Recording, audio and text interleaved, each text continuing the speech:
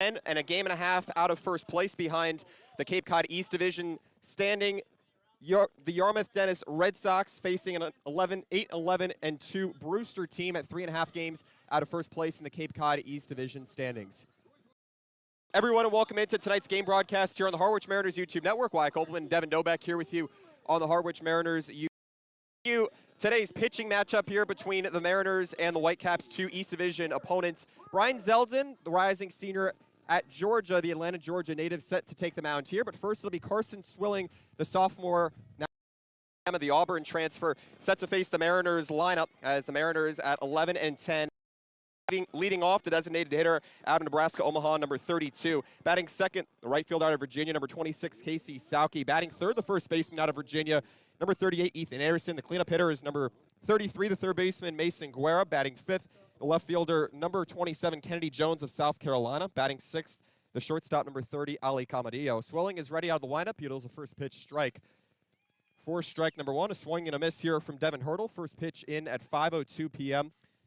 Temperatures of 84 degrees, mostly sunny skies, winds blowing south-southwest at 6 miles per hour. It's quickly 0-2 here to the Harwich leadoff hitter. Batting seventh, the center fielder out of Duke, number 24, Devin Obie. Batting eighth, the catcher, number 14, Andrew Yu. Batting ninth, the second baseman, Daniel Rivera, out of Kansas State. The 0-2 on the way from Swilling, foul back, and it goes at 2-2, or 0-2 rather.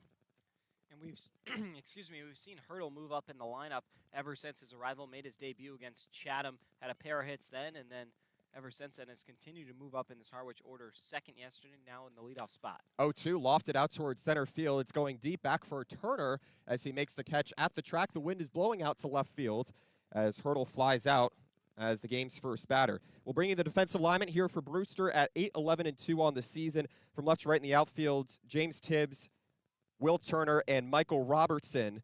The infield corners, Davis Diaz and Jones at first. Green at shortstop, White at second. The battery mate to Carson Swilling is Berg out of Army. A fly out here. The Mariners and the Whitecaps scoreless in the top of the first. The first pitch to Casey Sauke, a swing and a miss for strike number one. Last night, the Mariners and the Whitecaps playing the front half of a home-and-home here on 4th of July week. Sauke out of Virginia watches one down the middle, and it goes to 0-2 here to the Rochester, New York native. The Mariners falling 7-1 last night. 12 combined hits between the Whitecaps and the Mariners. One away, here's the 0-2. Driven out towards shallow center field, two going in, and instead it's going to be White as he calls off Green as he was moving to his right, and there are two away here in the first.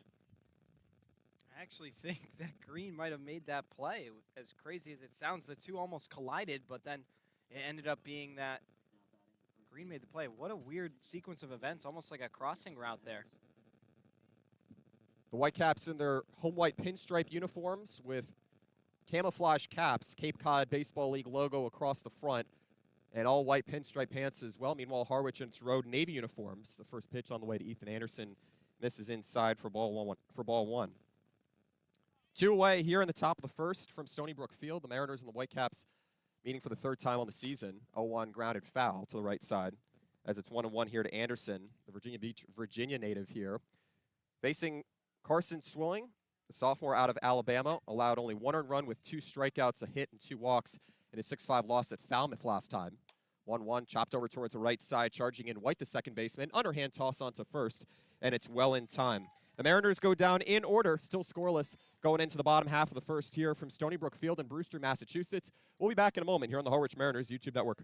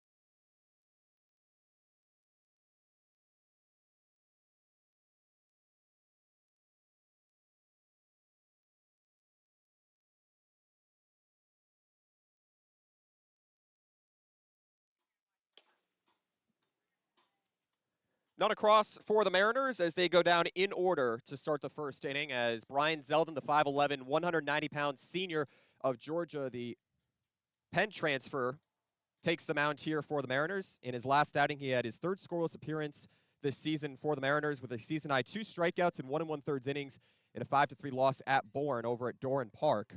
The Bourne Braves of the West Division. Meanwhile, the Mariners at 8-11-2, or I should say at 11-10, the Whitecaps at 8-11-2. We'll bring you the starting 9 here for homestanding Brewster from Stony Brook Fields. Will Turner, the center fielder, number 23, leads off. Batting second, the third baseman out of Vanderbilt, number 1, Davis Diaz. Batting third, the designated hitter out of Louisiana State, number 11, Josh Pearson. The cleanup hitter is the catcher, number 16, Derek Berg out of Army. Patriot League team. The 5-hole hitter is left fielder number 33, James Tibbs out of Florida State. Batting sixth, the first baseman, Jared Jones, number 51. Zeldin with the first pitch as he winds and deals a pitch low to Turner for ball number 1. Batting seventh, the second baseman, number 39, Mason White. Batting eighth, the shortstop of NC State, number 6, Peyton Green. And the 1-0 on the way. And it's a fastball on the inner half as it goes to 1-1. No score here in the bottom of the first. Just getting underway in the home half from Brewster. And batting ninth, the right fielder, Florida, number 32, Michael Robertson. The 1-1 lofted high to the left side. Moving into his right towards the chalk is Jones in left field as he makes the catch for the first out of the first inning for the Brewster Whitecaps here. Bringing you today's defensive alignment for Brewster at 8-11-2 on the season from left to right in the outfields for the Mariners, Kennedy Jones, Devin Obie, and Casey Sauke. The third baseman is Mason Guerra, the shortstop, Ali Camarillo. At second base, a newcomer in Daniel Rivera in his second game. The first baseman is Ethan Anderson. And the battery mate to Zeldin is Andrew Yu. As the first pitch misses low here to Diaz for ball number 1. The Mariners losing last night, their third straight game. They're trying to get out of their losing skid here tonight. 1-0, chopped over towards the left side. Tough play for Guerra, scoops on 3 bounces, fires on to first, and it's in time. 2 up and 2 away here for Brian Zeldin out of Georgia. The Atlanta native is off to a good start. And that's a great play by Mason Guerra, too. Nice job by Zeldin to get the ground ball, but for Guerra to cut that off before it got to Camarillo, if that got all the way to Ali, it would have been an off-balance throw, and who knows if it would have been on target or even in time. Really nice job that time by Guerra to get it over to first base, and now there's 2 away.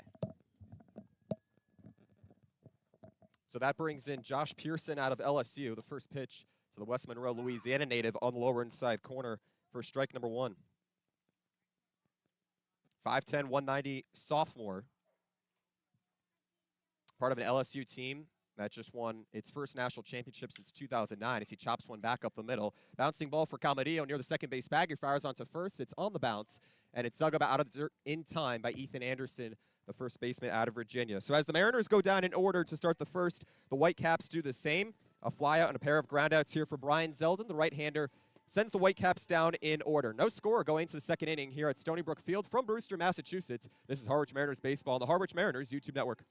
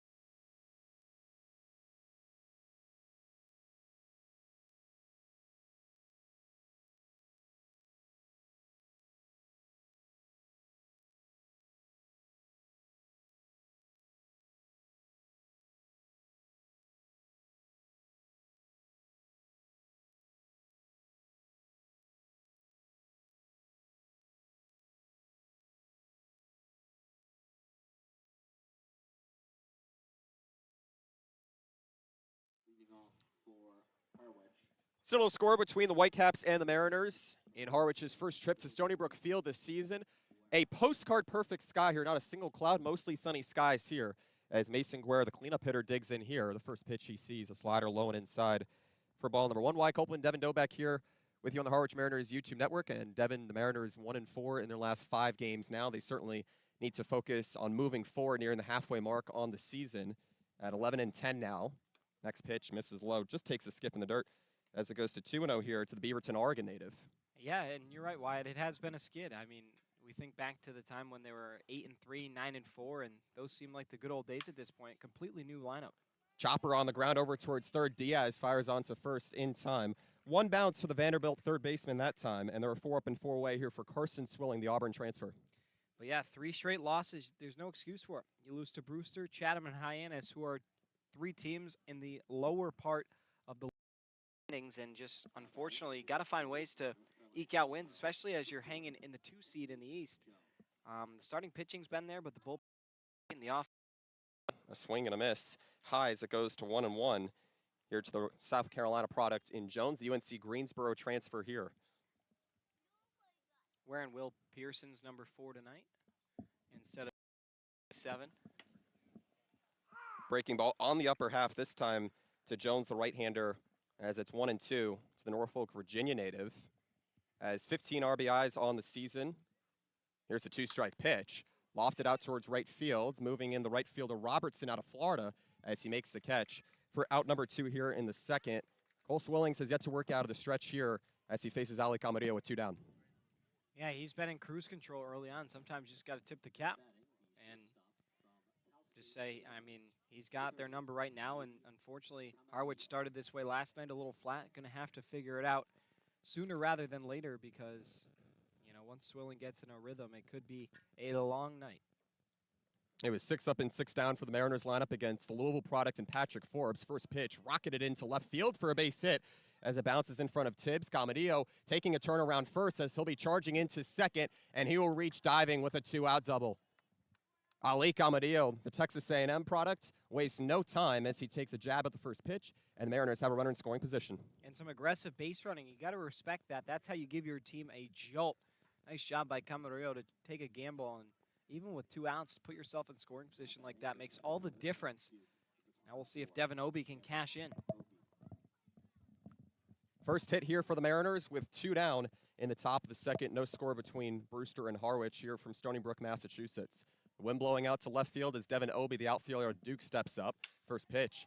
Skied out towards left field, looking up Tibbs, and he won't even go back as this one is long gone. A 2-run shot for Devin Obie. The Duke outfielder collects his 2nd home run on the season, and the Mariners have a 2-0 lead here in the top of the 2nd. And that was a poke, a great swing that time by Devin Obie. I mean, he got all of that one, knew it as soon as he hit it, took a minute to admire it, slipped the bat aside, and now just touches home plate. He ties the team high, 2 home runs for these Harwich Mariners. What a swing from Obie there, just raw power, and got to feel good for Harwich on both offense and defense to get something going, and now your pitcher has a little insurance. That brings in Andrew Yu as the Mariners have their first lead in 2 days. The first pitch, a swing and a miss for strike number 1. The Mariners lacked any RBI production until the 6th inning from a bases-loaded walk from Casey Sauke out of Virginia. Here's the 0-1. Goes low and takes a bounce on home plate as it goes to 1-1 to Andrew Yu. A 2-0 lead for the Mariners here in the top of the second. 2 down as Carson Swillings works out of the stretch for the first time here today. 1-1. Line over towards the left side. Rolling ball for Green at short. Fires onto first, and it's just in time into the glove. As the Mariners get the game's first 2 runs, they get the runs on 2 hits and on courtesy of a 2-run bomb from Devin Obie out of Duke. 2-0 going into the bottom of the second here from Stony Brook Field in Brewster, Massachusetts. We're coming on back here on the Harwich Mariners YouTube network.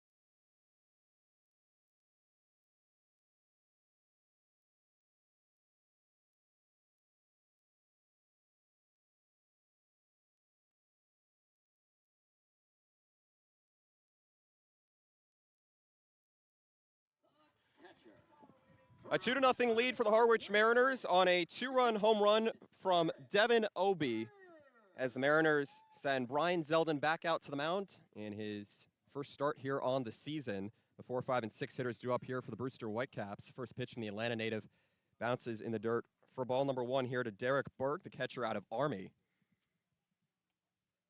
And such an admirable swing that time from Obie. I mean, thinking back to it, this one might have cleared the tree line here, and Brewster just an absolute blast out of the yard, and just the 8th homer for the Mariners as a team this season. That's in the bottom 3 in the league, but when you get something like that, when you're going through a tough stretch, it really is a huge momentum shift.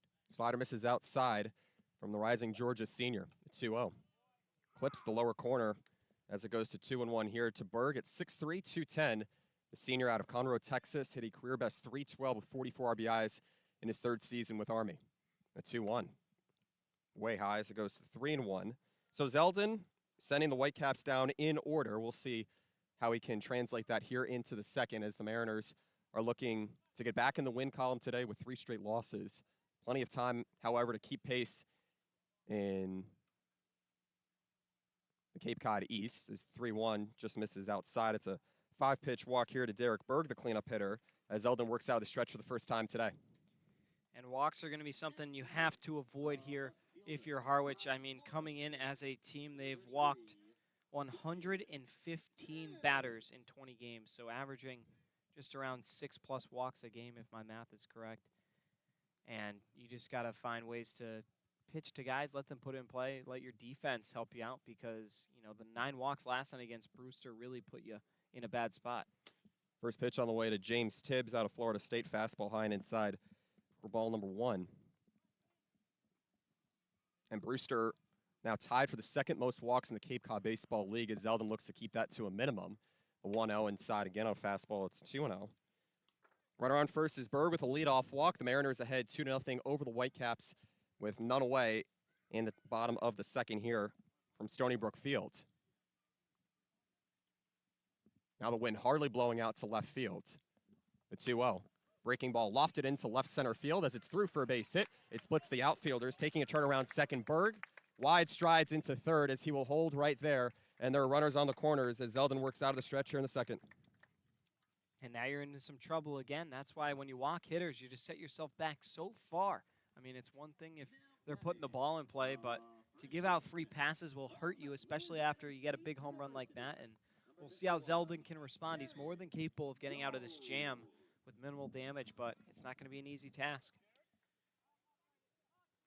That brings up Jared Jones here in the 6th spot against the right-handed Zeldin, working with a slanted stance. The first pitch, a breaking ball missing high for ball number 1 to Jared Jones. Mariners entering with the 5th highest ERA at 4.3 as a team entering today in dire need of a win. A 1-0 on the way. Slider check swing, the appeal down to first, and it's yes from Mike Rabideau at first base. And that brings us to today's umpiring crew. Calling balls and strikes behind home plate, Jesse West. At third base, Jeffrey Merzell. At first base is Mike Rabideau. As the Mariners are looking to get out of this one here in a mini jam against Brian Zeldin. 1-1 as it comes down the chute as it goes to 1-2. Berg on third, Tibbs on first. A leadoff walk and a hit to center field, giving the Whitecaps a bit of traffic and a bit of a spark here as they trail 2-0. The 2-strike pitch. Foul tip into the glove on a breaking ball. First strikeout here for Brian Zeldin. He gets his first out here in the 2nd as our runner's still in the corners. That's a big pitch. I mean, you know I'm a fan of those no-contact outs, Wyatt. Of course, got a little piece of it, but right into the glove of Andrew Yu, and got to be happy whenever the ball is not put in fair territory when you got runners on the corners and none away. And Zeldin now diving into the lower 3rd of the lineup. Let's see how he faces up against them. First pitch, a fastball on the upper inside corner for strike number 1 to Mason White, the 2nd baseman out of Arizona. Hit .323 against right-handers in the Pac-12 this past season. The 0-1 takes a bounce in the dirt. A good block by Yu with a chest protector as it's 1-1. On third, Berg. On first, Tibbs with 1 away here in the bottom. The 2nd from Stony Brook Fields. The Mariners leading the Whitecaps 2-0 on a 2-run blast from Devin Obie out of Duke. Here's the pitch. Foul tip into the glove as it's 1-2 here to White. The Mariners forcing 7 strikeouts last night. Meanwhile, Zeldin at Georgia this past season getting 21 in 9 games. Trying to get out of a mini jam here. Ground ball double play opportunity would close out the frame here. A 2-strike pitch. Lined into right field for a base hit. That will send Berg home to score easily. And stopping at second will be James Tibbs, the left fielder, as our runners on first and second on an RBI base hit as the Mariners lead is sliced in half at 2-1. Yeah, and that's just unfortunately a tough bid for Harwich. I mean, that one just a rope in the right field. You got to tip your cap sometimes. Really nice piece of hitting by Mason White. And now you're just going to have to attack the bottom 2 in the lineup, get these 2 outs, and don't get into the top. Brewster was 7 hits last night. The first pitch on the way, taken low and away to Peyton Green as that sends both runners into scoring position on a wild pitch. Well, the wild pitches were a grave concern last night for the Mariners. Yeah. We'll see how that can maybe minimize here today in addition to the walks. Will Pearson last night for the Mariners surrendering 5 walks. 4 wild pitches to go with that, which didn't help his cause at all. Didn't surrender a single hit, but when you're throwing wild and walking guys, it is just the same damage. Runners on second and third now with 1 away. 1-0, a swing and a miss. It's 1-1 to North Carolina State shortstop in Peyton Green. Hitting just a tad above 200 this season. Nearing 5 RBIs, the 1-1. Slider on the outer half as it goes to 1-2 here. 2-1 Mariners lead over the Whitecaps with 1 down in the bottom of the second. The 1-2. Lofted out towards right field. It's on the chalk, and it's down for a base hit. 2 runs will be coming home to score in Tibbs and White as the throw to the plate is too late and wide as well. Charging off for second now will be Green as the Mariners now trail 3-2 with still just 1 away here in the second. I mean, this is just mental errors the Mariners are making. 2 runs come in, the throw home not even close to being in time, and then you got that throw, and Andrew, you can't knock it down, gives you an extra 90 feet. If you're Brewster, down into scoring position goes Peyton Green. Mariners just beating themselves up. Green with an RBI hit. The Mariners now trail 3-2 against the Whitecaps. Runner still in scoring position here against Brian Zeldin. 3rd Whitecaps hit of the day. The first pitch on the way to Michael Robertson out of Florida for ball number 1 rather. Robertson at 6'2", the redshirt freshman out of Venice, Florida. Looking to drive in a run here against Zeldin. The 1-0. Fastball misses high, it's 2-0. Green on second, an RBI base hit from Peyton Green, the shortstop out of NC State, moving the Whitecaps ahead of the Mariners, their first lead on the ball game after trailing 2-0, entering the bottom of the second. The 2-0 from Zeldin just goes on the inner half, and it's actually going to hit the 9-hole hitter in Robertson just above the kneecap that time, as there are now runners on first and second, and what's starting to turn into a dreadful inning here for Zeldin. I mean, yeah, you need a mound visit at this point. A walk and 3 hits, and now a hit batsman. You got to come and calm down Brian Zeldin. I mean, he's throwing strikes.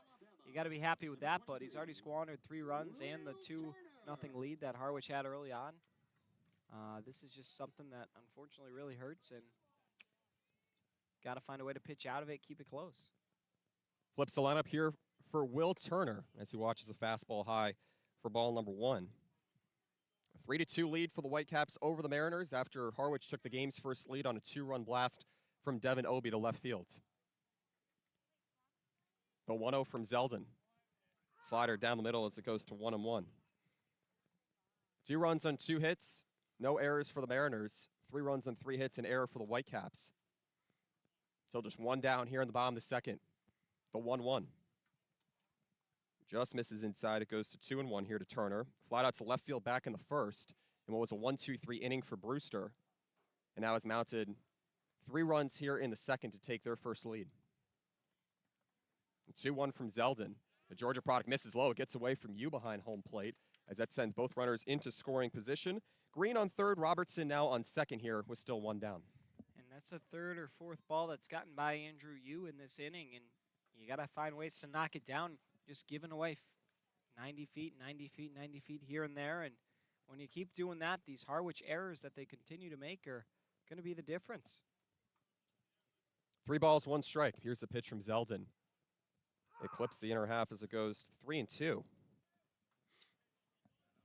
Mariners did not get a run until the 6th inning yesterday. Brewster slowly mounted a 4-0 lead through the middle innings. The payoff pitch, breaking ball tapped over towards the right side, over the glove of Rivera. The leaping play not made it short. 1 run will come across to score and make it 2 as Robertson slides across the plate safely. A 2-out, or rather a 1-out, 2-run base hit from Will Turner, the leadoff hitter, and the Mariners are now behind 5-2 here in the second. It just seems like it's 1 step forward and then 5 back if you're Harwich. I mean, literally, they get the 2-run blast out of Obi. Everything seems to be going good, and then you come back on defense, and Zeldin unfortunately getting knocked around, and an error here, a pass ball or 2 there, and just like that, you're down 3 runs. Got to keep your heads up, keep the composure, and just get ready to get back to work on offense. First pitch, a slider that never broke to Davis Diaz as it just missed above the helmet for ball number 1. 8th batter to come to the plate here for the Whitecaps, which lead the Mariners 5-2 with still 1 down here in the second. The 1-0. Fastball on the outer half, so it goes to 1-1. Davis Diaz, the third baseman out of Vanderbilt, grounding out 5-3 back in the first. And what's been a very different second here after Brewster went down in order. The 1-1 from Zeldin. Slider misses low and away. Back pick throw down to first, and it will be well late. Nowhere near the bag as well, as it'll be 2-1 here to the sophomore out of Pittsburgh, California.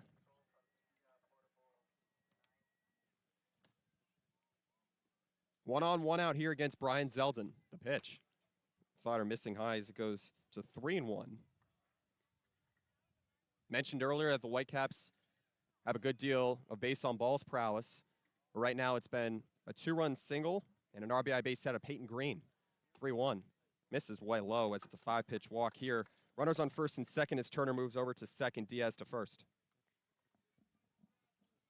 I'm not really sure why there hasn't been a mound visit yet. I mean, that's now going to be 7 of 8 batters that have come up in the inning that have found their way on, and 5 of them have scored. I mean, Zeldin clearly getting rattled composure-wise and looking for Steve Englert now as he makes his way out of the dugout, and we'll see what they discuss. But yeah, Wyatt, this has just been an abysmal second inning, especially given the offense you were able to provide in the top half. Well, the Mariners have given up the second fewest home runs in the Cape Cod Baseball League. They gave up just their 9th last night on what was a solo home run for the Whitecaps' first run early in those innings, and it was against the left-handed starter Tom Chmielewski as the 20th-year head coach in Englert joining you on the mound here.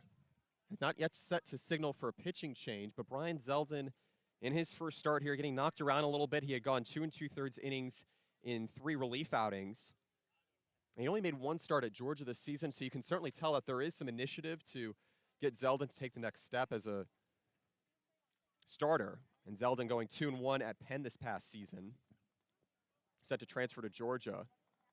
Englert still discussing here with you and Zeldin. Now the infield's conjoining on the mound. I don't know if anyone's ready yet. Chris Latito, Will Pearson did pitch last night. Mariners still have some spare arms out of the bullpen as a pitching change is signaled for here. At the 1-out mark of the second, what's been 5 runs for Brewster on a 2-run single and an RBI base hit out of Peyton Green. The Mariners trailing 5-2. We'll step away for a moment here on the Harwich Mariners YouTube network.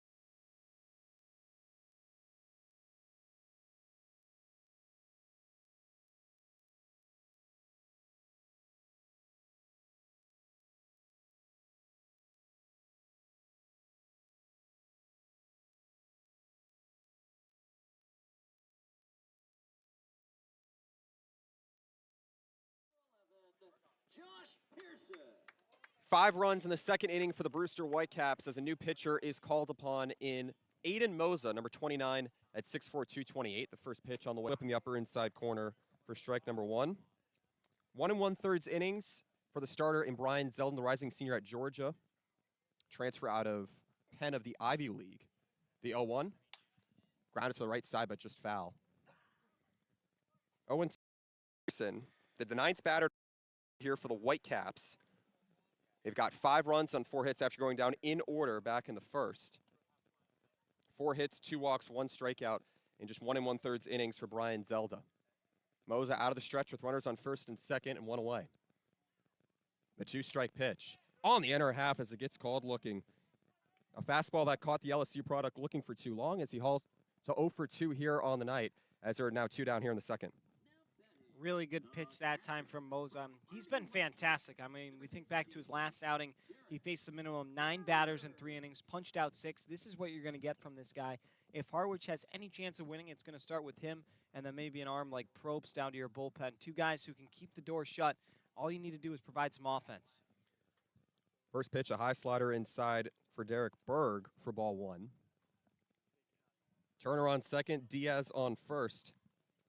The Mariners trailing 5-2 against the Whitecaps here with 2 down in the second.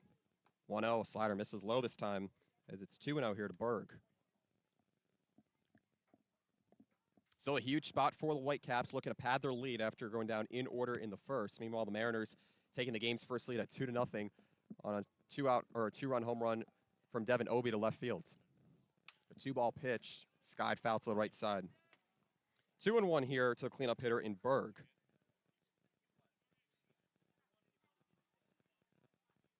Berg earning a walk back earlier in the second as he comes up for the second time here today. The 2-1. Fastball down the pipe as it goes to 2-2.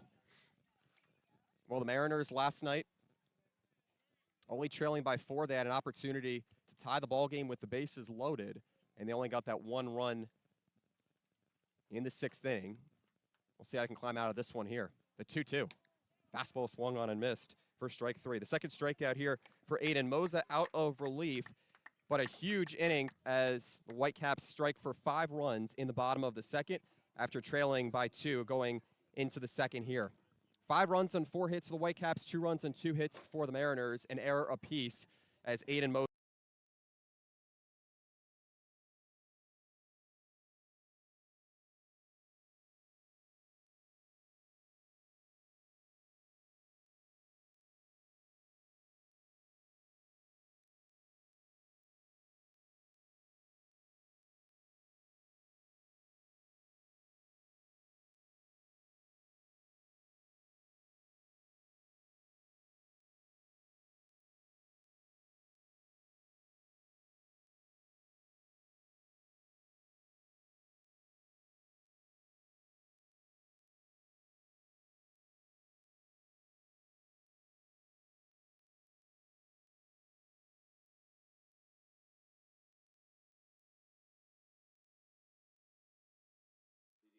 for Harwich, the second baseman. 5-2 deficit for the Harwich Mariners going into the 3rd inning here. Carson Swillings, the Auburn transfer, back on the mound here in his latest start on the season, set to face the 9-1 and 2 hitters in Daniel Rivera, Devin Hurdle, and Casey Salke. The first pitch, clip in the inner half for strike number 1 here to Rivera, the transfer out of Southern New Hampshire. Rising senior at Kansas State now after hitting .365. Here's the 0-1. As it takes a bounce in the dirt, it goes to 1-1. Well, the Mariners have their work cut out for them, Devin. With the wind blowing back out to left field, they got a 2-run home run out of Devin Obie. But they will certainly need some base runners here as they struggled with that mightily going into the 6th inning last night. The 1-1 on the way. Slider misses high as it backs Rivera off the plate. It goes to 2-1. And, you know, the Mariners, it's not as if they didn't even have trouble getting runners on the base pass. It was just a matter of converting and being able to find that longevity. They brought 2 to the plate as the 2-1 is on the way, and it's lofted out towards right center field, both going back in Turner and the outfielder in Robertson as it goes against the wall. Rivera coasting into second, and he will hold right there. A leadoff double here for Daniel Rivera as the Southern New Hampshire product gives the Mariners a bit of a jolt here to start the 3rd. And that's got to feel great for Rivera to really put a swing on that pitch. Guy who's struggled since getting here, but finally able to barrel something up. One hops the wall that time, and a great way to lead off the top of the third inning. Now a runner in scoring position, and Harwich a chance to respond. Devin Hurdle stepping up here for the second time as he flew out to center field back in the first. The Mariners trailing 5-2 here against the Whitecaps on the road in Brewster. Rivera dancing off second, the first pitch. A swing and a miss for strike number one here at the Nebraska Omaha product. Leadoff double here for Rivera, giving the Mariners a little bit of a spark and their third hit on the ball game. Swelling's back out of the stretch here, the 0-1. Misses low, it goes to 1-1. So the Mariners had 5 in a row retired before a 2-out double from Ali Camarillo. He came across the score on a 2-run shot to left field from Devin Obey. Back to start the second. Brewster responding with 5 runs in the bottom half of the frame. Still none away in the top of the third. The one from Swillings, a slider forces a check swing from Hurdles. He went around. It's 1-2. Hurdle gave a ball a ride earlier to start the ball game, a shot out to deep center field, and if he finds a gap, that could be real trouble for Brewster, so see what happens here. Swillings motioned out of the windup as he tried a fake pickoff back at second. As now Berg, the battery mate here to Swillings, will have a word with him on the mounds just to go over signs here. The pitch comm in use here by Brewster today.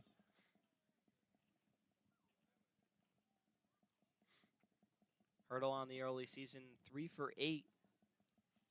Coming in still looking for his first RBI would be a great chance to knock in Rivera, who's got some speed, so single into the outfield could get the job done for you. And yeah, that was what he was all about at Nebraska Omaha. A 1-2, fastball zips high as it goes to 2-2. He had 29 RBIs in 42 games.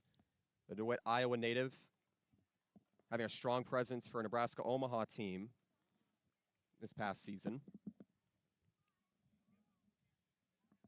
The 2-2. Slider grounded over towards the left side. Rolling ball for Green at short. He throws on to first for the first out of the third as that moves Rivera into third after a leadoff double to right field. And the Mariners now bring up Casey Sauke out of Virginia as he looks for his first hit today. And you'll take the advancement. Sketchy base running that time from Rivera. Ball hit to the left side, especially that hard. Typically, you don't take off for third base. And honestly, if Green had tried to go to third, they probably would have had him by a country mile. But figuring they have a 3-run lead and they'd rather just have the out. First pitch, grounded over towards the right side. Bouncing ball for White as he throws on to first for the second out, and run comes across the score in Rivera. An RBI ground out from Casey Sauke as the Mariners now trail 5-3 with 2 down here in the third. And you'll take it. You get the run in, but it would have been nice if you could find a place in the outfield for that, especially with Anderson in the heart of your order. Guerra, Jones coming up. A lot of opportunity for some offense, but you'll take what you can get. Continue to chip away, and that relentless nature is what the Harwich Mariners a couple weeks ago had. We'll see if they can regather it. First pitch missing high on a slider to Ethan Anderson, the first baseman out of Virginia. Made his debut last night for the Mariners. They lost their third straight, 1-1. Shot out towards right field, racing back to the wall. Robertson, he looks up. He's at the track, and that ball is out of here. A solo blast from Ethan Anderson. It's his first home run on the season, and just in his second game with the Harwich Mariners, the Virginia product goes deep as the Mariners now trail 5-4 here in the third. And that was a blast. Got all of that one. Light tower power. Just put a charge into that baseball and hit it way over the fence in right field. Another beautiful swing. That's the second time this season the Mariners have had a multi-home run game. And you know what? In that one game, they were able to pull out a W. We'll see if history remains the same here tonight. Now just a 1-run deficit here for Mason Guerra, the cleanup hitter. The first pitch he sees, slider outside for ball number 1. A final line on Brian Zeldin, the rising senior at Georgia, the starter for Harwich tonight, 1 1/3 innings. 1-0 misses high as it goes to 2-0 here to the Oregon State product in Guerra. 4 hits, 5 earned runs, 2 walks, and 1 strikeout. Aiden Moza getting the final 2 outs of the second. The pitch, taken just inside below the knees. It's 2-1. Only 3 games active today, as of course this is a makeup a makeup game from the 4th of July. It's also Wareham and Bourne battling, and then Katuitt and Falmouth. The 2-1. Slider misses low and away. It's 3-1. Nobody on here for Guerra. 2 down in the top of the 3rd. The Mariners have 2 runs in the inning as it's a ball game once again with 4 hits apiece. The 3-1. Swing and a miss as it draws a full count here. Mariners had the game's first lead with a 2-run home run to left field from Devin Olby and 5 runs on 4 hits in the second, giving the Whitecaps the lead. The 3-2. Just missing low on a changeup as Guerra reaches on a 2-out walk.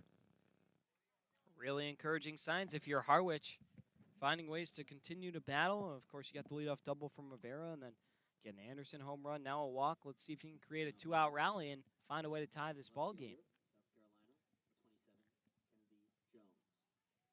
Mariners finding a spark here to start the 3rd after trailing 5-2 entering the inning as Kennedy Jones, the right-hander, steps in. The first pitch, he lobs back behind home plate for strike number 1. Flat out to right field back in the second as the Mariners trail the Whitecaps 5-4. 4 hits for each club here, 1 error committed as well for each side.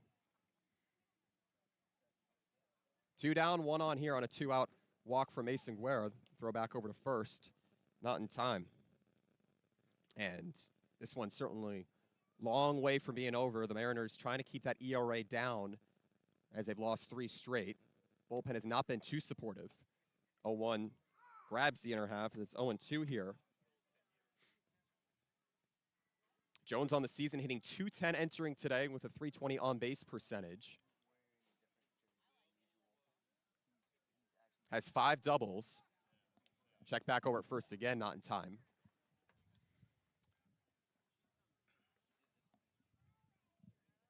Double to lead off the 3rd inning from Daniel Rivera. He scored the 2-0-2 is lofted foul back behind home plate. Rivera scoring on a 4-3 ground out to Casey Sauke as the Mariners trail 5-4 following a solo home run from Ethan Anderson, the first baseman. Carson Swilling, the right-hander, still on the mound, working out of the stretch. The 2-strike pitch just misses low. 1-2. A good take that time from Jones as well. He's been so renowned for getting on base this season. Not too prone to striking out, and he has 15 RBIs.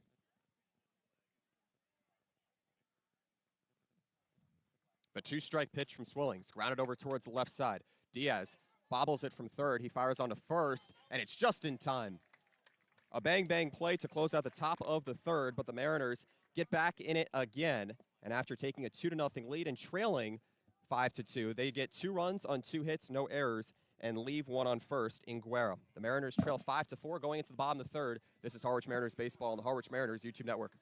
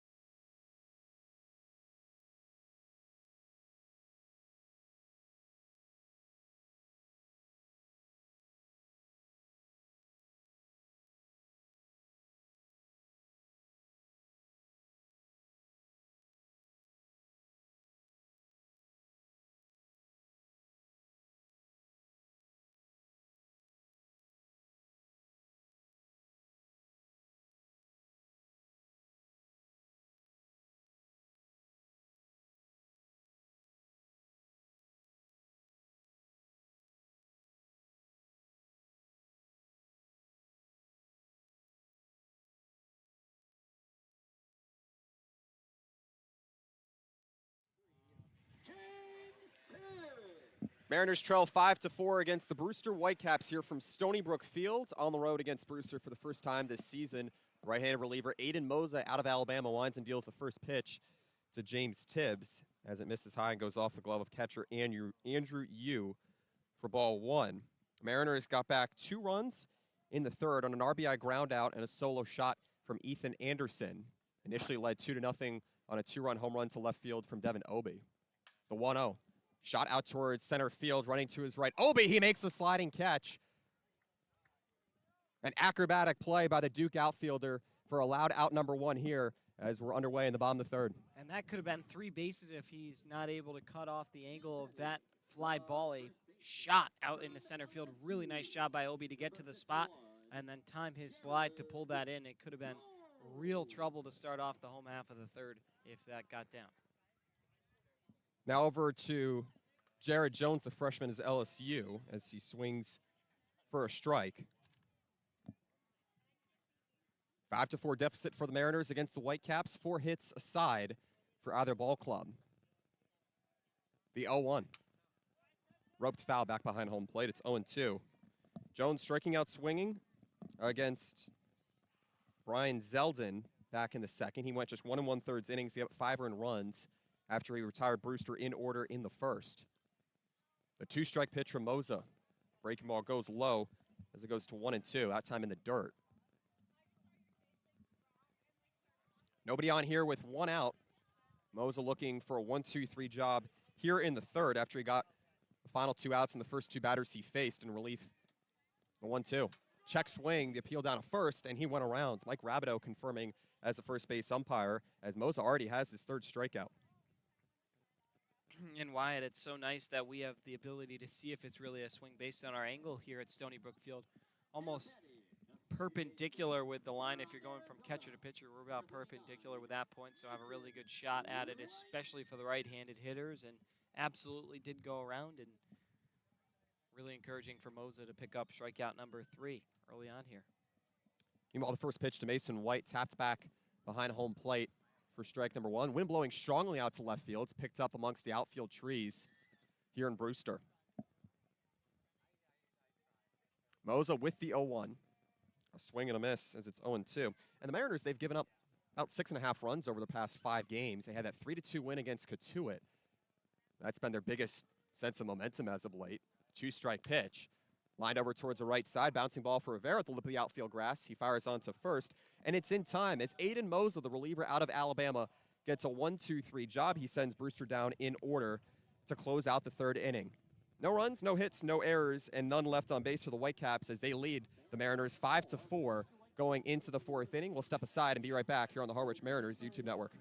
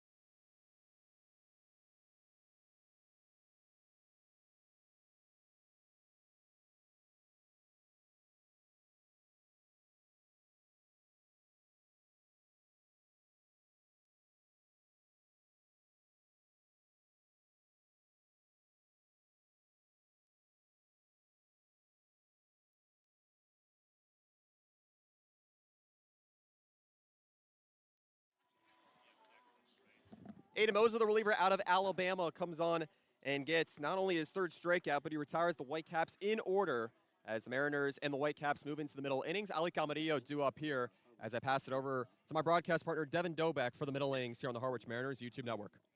Well, thank you very much, Wyatt. Good ball game here in Brewster. 5-4 the score in favor of the Whitecaps, but the Mariners continuing to battle back after 2 runs in the 3rd inning and a 1-2-3 bottom half for the Whitecaps on offense. Now just a 1-run game after started things off 2-0 in favor of the Mariners, then 5-2 Brewster, and now 5-4. 1-0 pitch to Camarillo is going to just miss outside 2-0. And I got to say, we've only played 3 innings, but so far Jesse West has been my favorite umpire in the league, just based on not only his animations after strike calls, as that one's going to be grounded over to the shortstop. Tough play for Peyton Green, and it's actually just going to skip into left field. Ali Camarillo picks up his second hit of the ball game. Another multi-hit game for him, and now the Mariners with the leadoff man on. Camarillo reaching on that error by the left fielder in Tibbs. He got into second after that single, and Camarillo has really begun to pick it up as well. He's trying to work his way back towards the top of the lineup. And for the Mariners, it's a great sign. Now you have 5 hits on the game after a little bit of a slow start.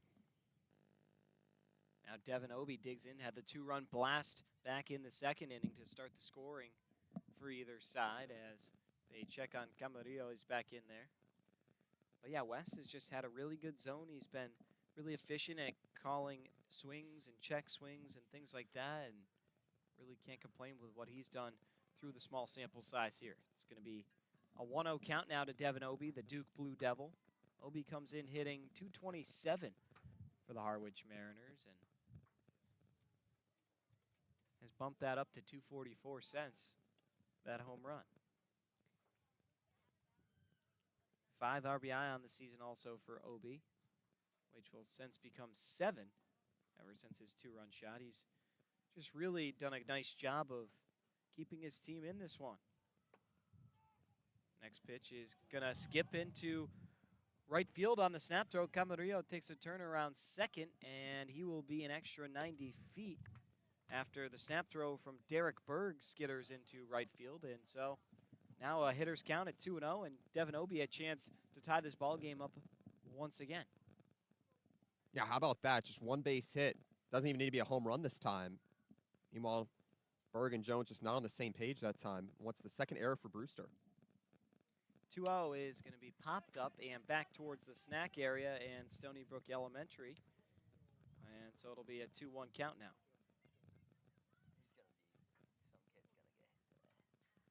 Carson Swilling still out on the mound for the Whitecaps, trying to keep this game as tight as possible. He's given up 4 runs on 5 hits. Here's the next pitch, and it's going to be in there for a strike swinging as Obie swings right on top of the breaking ball. They did credit an error, I believe, probably to Derek Berg on the throw down to first. Here comes the 2-2 offering to Obie. Breaking ball gets away from Berg again, and down into third is Camarillo. 180 feet without a ball going in play. He's moved around, and now 90 feet away from making it a 5-5 ball game.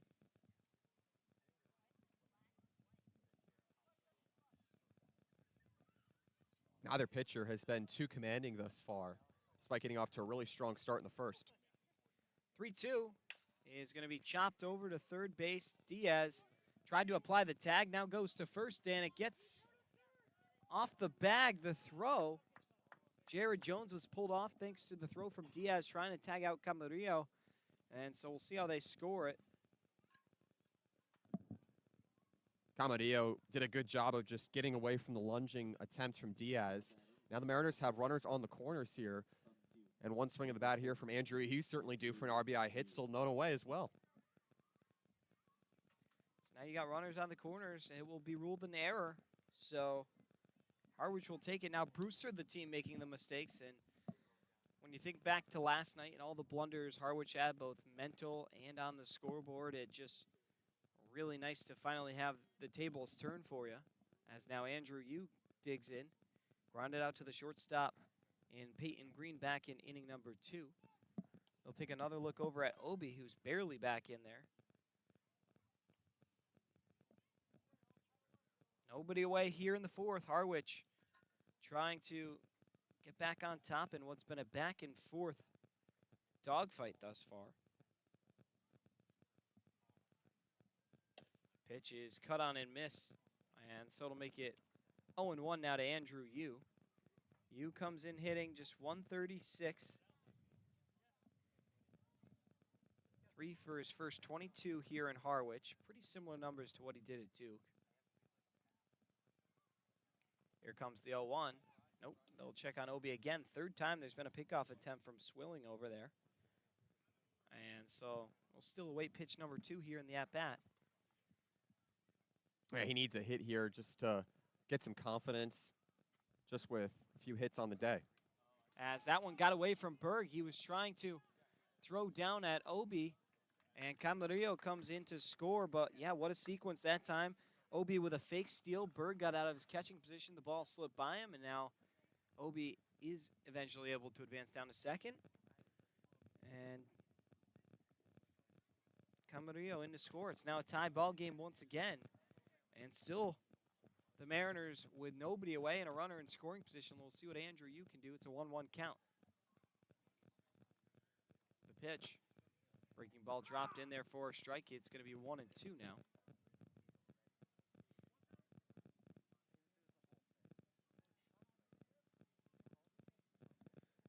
Obi with a moderate lead off second. Here comes the pitch, and it's cut on a miss in the dirt now. And down over to first they go. It'll be a K2-3 put out.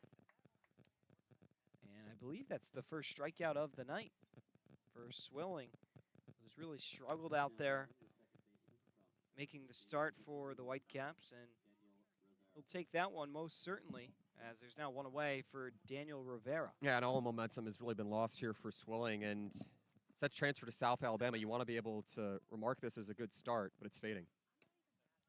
That one misses way up high to make it 1-0 to Rivera. Rivera doubled and came around to score in the third inning. Harwich has now scored in 3 of the first 4 innings, as that one's dropped in there for a strike. And so it'll be 1-1 now. Devin Hurdle, top of the order on deck. Harwich trying to get out in the driver's seat once more. The pitch misses way up high, and so it'll be 2-1. There is action for the Whitecaps down in the bullpen. We'll see how quickly they make a move, probably around the time the top of the order comes up, because it has not been a kind outing and not been kind defense for Carson Swilling here. The pitch misses down low. 3-1 now. Looks to be Josh Sanders, 6'4", 190-pound junior of Texas Tech. Had scoreless 2 innings, 2 strikeouts, and that 3-2 loss against Yarmouth Dennis. And the Whitecaps certainly need some scoreless relief. Davis Diaz getting a glove change. Had, I think, a problem with his glove and just tossed it into the dugout and got a new one. 3-1 pitch. Misses down low. And so it'll be a 5-pitch walk now to make runners on first and second with 1 away for the top of the order and Devin Hurdle. And that will draw out the pitching coach to talk things over with Swilling. Brian Del Rosso coming over to have a little bit of conversation, get a better understanding of what this inning may look like. Here still with just 1 away. And you consider Hurdle still on second. The Mariners have a threat here to take the lead again. But meanwhile, considering Daniel Rivera, just what he's been able to do, we saw the double steal last night. Had a couple of stolen bases. The Mariners are really going to look to him to provide that much-needed speed in the bottom of the lineup as they have to get their run production up as well.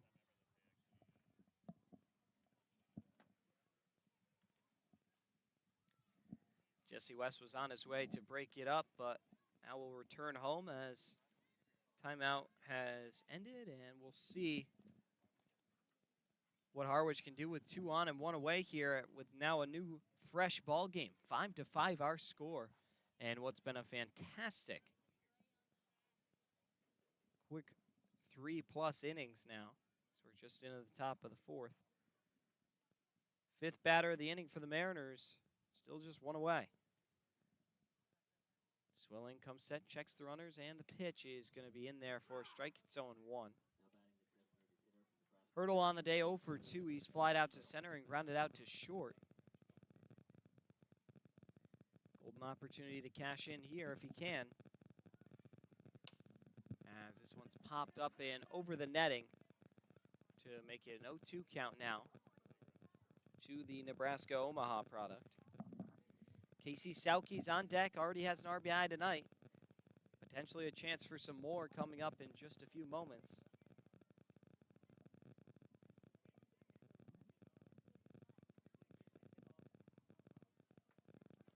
Nod that time from Swilling. He comes set at the waist, kicks in, fires, and it's going to be lifted out into shallow left center field.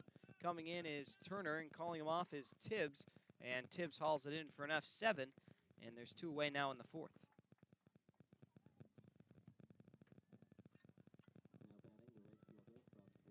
So Casey Sauke's turn. He's popped out to short and also grounded out to second. Harwich trying to add some more offense here against Swilling, who's really struggling at this moment in time. Sauke's been so reliable for Harwich. He's been on base at least 2 times in every game through his first 4. Most recently last night, walked and was hit by a pitch. Has had 2 hits in each of the other 3 games he's participated in, and now a chance to get on here early on. 4th inning of action, a couple RBIs out there for him. Chance to give his team the lead. Yeah, Sauke had the bases loaded walk last night to get the Mariners their only run, that 7-1 loss. Good opportunity to step it up here. You have speed on the base pass as well. Here comes the 2-0 offering to Sauke, and he fouls it back to make it 2-1. Sauke out of Virginia. He's followed by his Virginia teammate Ethan Anderson, who awaits on deck. Anderson had, of course, that solo blast to right field earlier in the ball game to make it 5-4. He'd love an opportunity to break the tie here. Waiting on his partner. 2-1 is cut on a miss to make it 2-2. And now with 2 on, there's 2 balls, 2 strikes, and 2 away here in inning number 4.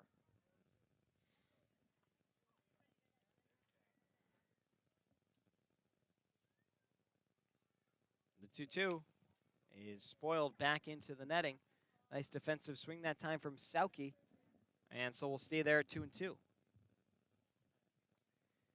Casey hitting .352 coming in today. That's 6 for his first 17. He's also tallied 5 RBIs on the season.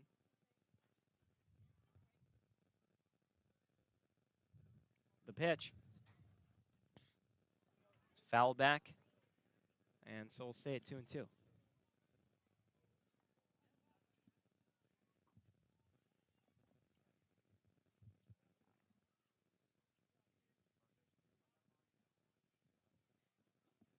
Two balls, 2 strikes. The pitch. Foul tipped into the catcher's mitt, and that retires the side. Sauke goes down on strikes. Strikeout number 2 in the ball game, and number 2 in the inning. That is for Carson Swilling, who ends the inning, but not before giving up the tying run. 5-5 our score. Heading now into the home half of the 4th. Brewster trying to get back on top. We'll be right back. You're listening to the Harwich Mariners YouTube network.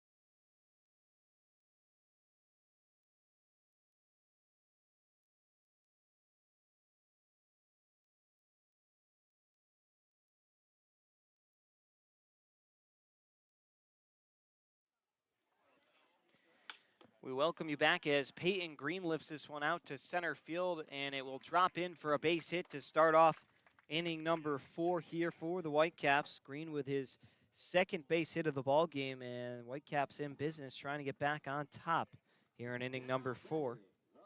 That's the first mistake that Aiden Moza has made. He was perfect before that since entering the ball game. Three strikeouts on the first 5 batters he faced. Michael Robertson's turn. He was hit by a pitch and came around to score back in inning number 2. It's ball and no strikes now to Robertson. Will Turner and Davis Diaz due up in the inning as well. Here comes the 1-0. And it's going to be lifted out into shallow center once again. Long run for Obi, but he's under it and puts it away in F8 as the lineup card flips over for the third time today, or the second time rather. And it'll be top of the order. Mariners lead the Cape Cod Baseball League in walks allowed this season, but Moses begun to settle in well, inducing some fly ball contact as well as the ground out that he got to close out the third for that 1-2-3 job. We'll see how he can work out of the stretch here. Turner on the day is flied out and singled. Fly out was to left and had a single back in that second inning, an inning in which the Whitecaps tallied 4 hits as Moza clocks in a strike, and it'll be 0-1. Small lead for Green over on first. Moza out of the stretch, the pitch. A fastball right down Broadway, and it'll be 0-2 now from the Alabama product.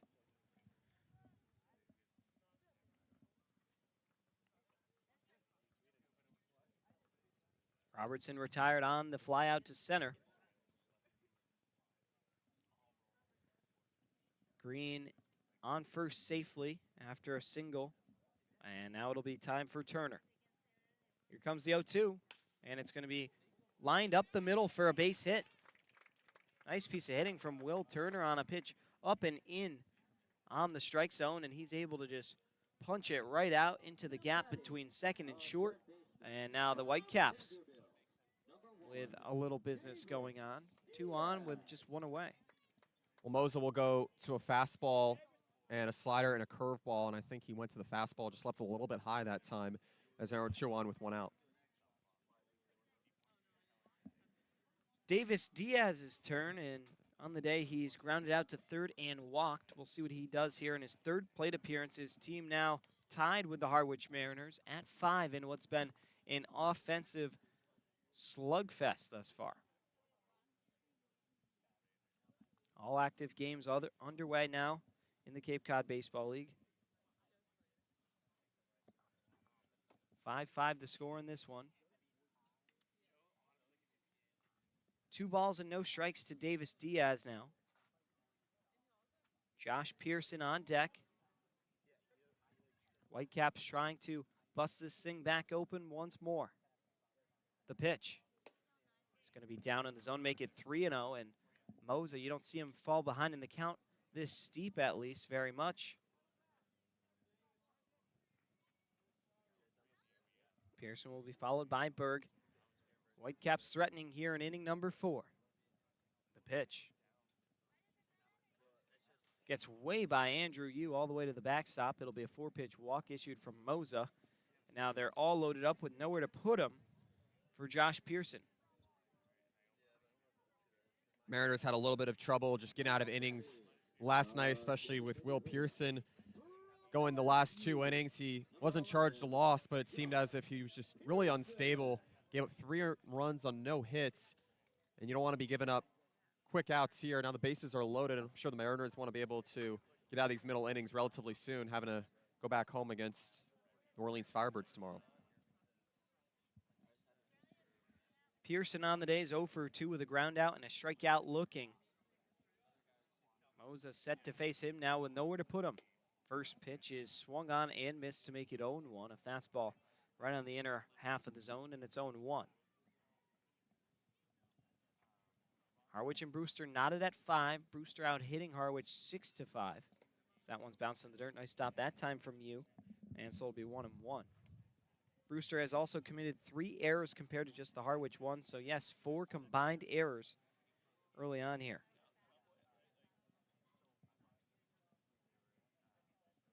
Moza into his windup now once again. The pitch. Breaking ball misses at the top of the zone. And it'll be 2-1.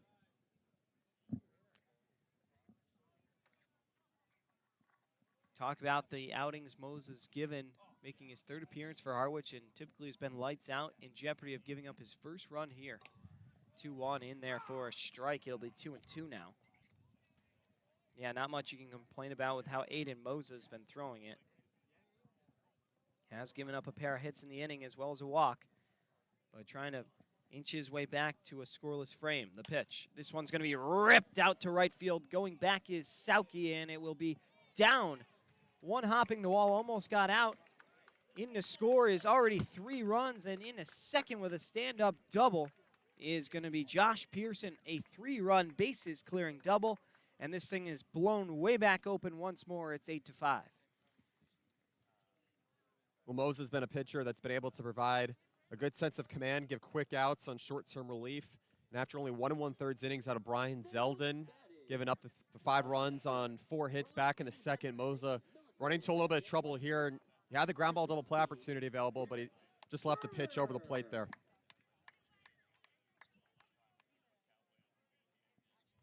Josh Pearson out of LSU making his debut tonight for the Whitecaps, and talk about a couple weeks for him. Wins a national championship, and now in the Cape League here, hitting bombs, picking up right where he left off in that 3 spot for the Whitecaps, and maybe the offensive boost they needed. It's 0-1 now to Derek Berg, who has walked and struck out as well as scored a run.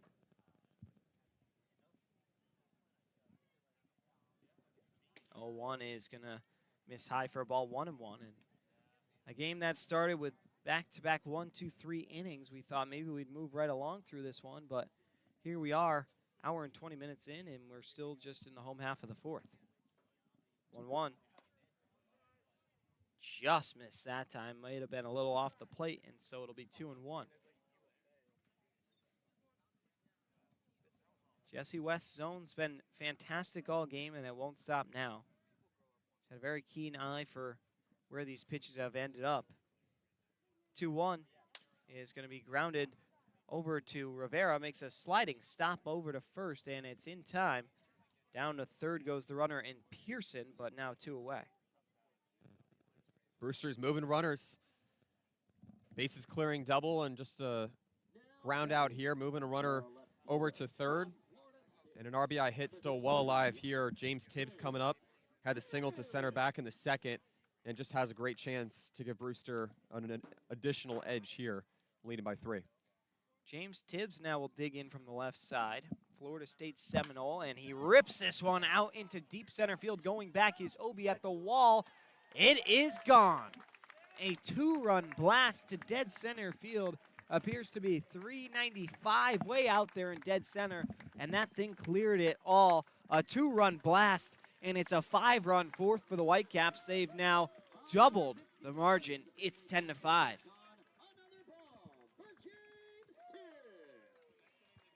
Talked about a little bit earlier, the Mariners have had trouble in getting enough support out of their relief staff, allowing just about 6.5 runs over the last 5 games, in which they're 1-4. And Aiden Mosa looked to be on to a convincing start in his latest relief outing, and it's gone everything but north.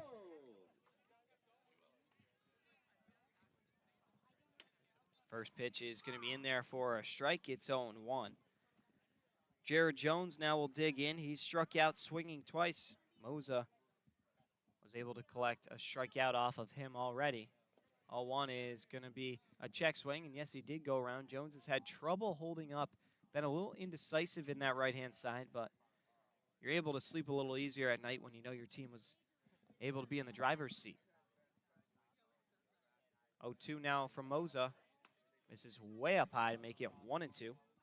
8th batter brought up in the inning for these Whitecaps. They have done a nice job of firing through the batting order. Already batted around once here. That came in the second. They've had a 5-run 4th. The pitch misses outside. 2-2.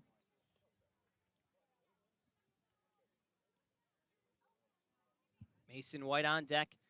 He's the only other Whitecap that hasn't come to the plate yet this inning.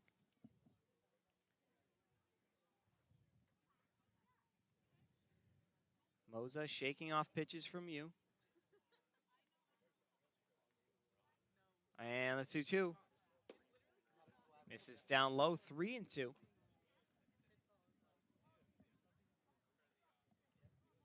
In addition, Jared Jones, the only Brewster Whitecap who has neither scored or gotten on base. And he swings right through that one for strike 3. Strikeout number 4 this time for Aiden Moza, but he gets tagged for 5 runs in the home half of the 4th. Once again, Brewster way back on top. 10-5 our score. We'll take a quick break and head to inning number 5. 10-5 Whitecaps. We'll be right back. You're listening to Harwich Mariners Baseball on the Harwich Mariners YouTube network.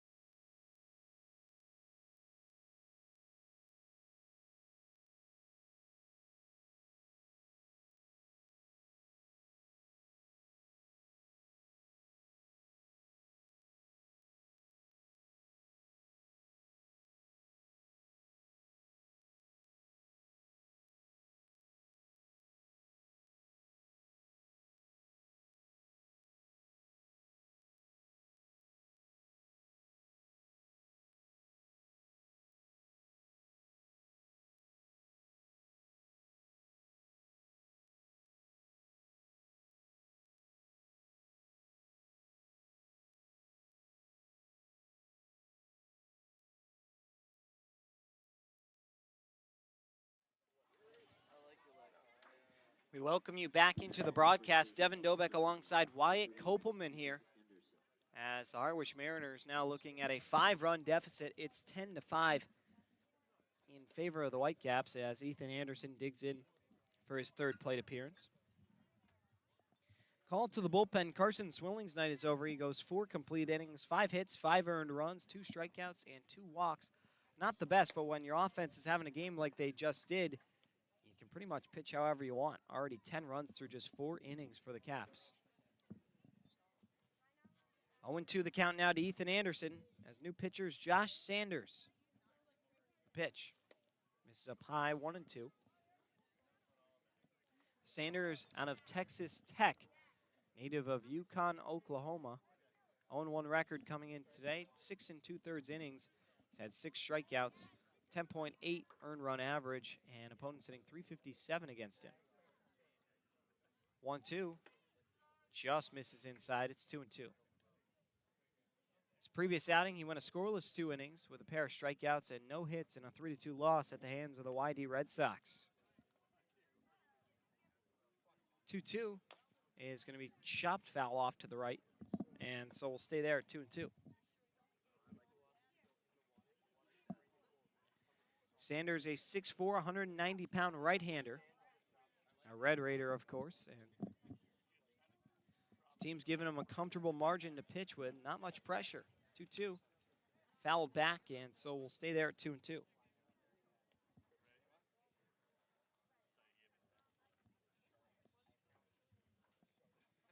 Mason Guerra and Kennedy Jones due up also in the inning. None away here in the 5th. The pitch. Misses up and in. Nice at bat for Ethan Anderson this time.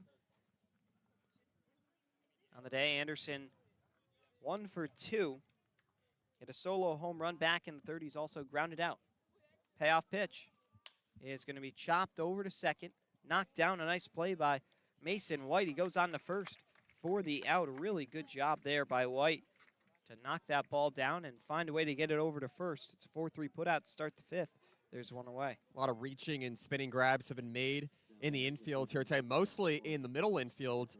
But you consider Sanders had 9 scoreless appearances, 19 games at Texas Tech. He's going to be able to at least force his way into some quick outs here, as Mariners have now had 3 straight retired.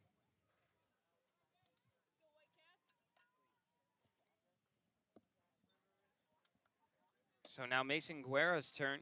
Guerra on the day has grounded out to third and walked.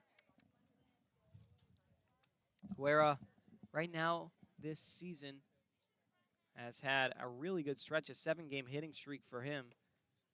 Hitting .310 for the Harwich Mariners. He's been a reliable bat in the heart of the order that they know they can count on. Setting the count now 2-0. He's already been on base here today without using the bat. Comes the 2-0. And it's going to be in there at the bottom of the strike zone to make it 2-1.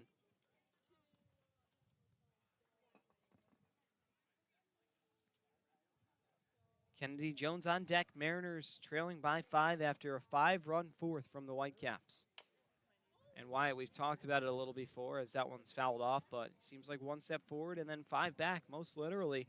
Harwich finally able to tie it up 5-5 in the top of the 4th, and then just like that, they surrender 5 runs, and all of a sudden their total's doubled. 2-2. Breaking ball is going to be lined into left field for a base hit. Probably broke the bat along with it. Guerra rounding first. He's going to try and get into second. Here comes the throw, and it will not be in time. Guerra elected not to slide. Almost got tagged out on the leg as him and Mason White share a chuckle, and it'll be a 1-out double for Guerra. Guerra now on a 8-game hitting streak.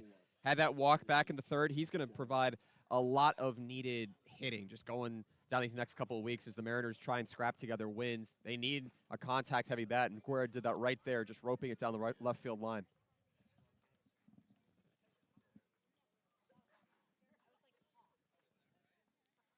So Kennedy Jones digs in. He's 0 for 2 on the day. He's flied out to right and also grounded out to third. Ali Camarillo is on deck for the Mariners. He's already had a 2-hit game for himself and scored twice as well. Here comes the first pitch to a South Carolina Gamecock, and it's in there for a strike. Make it 0-1. Jones on the season hitting .203.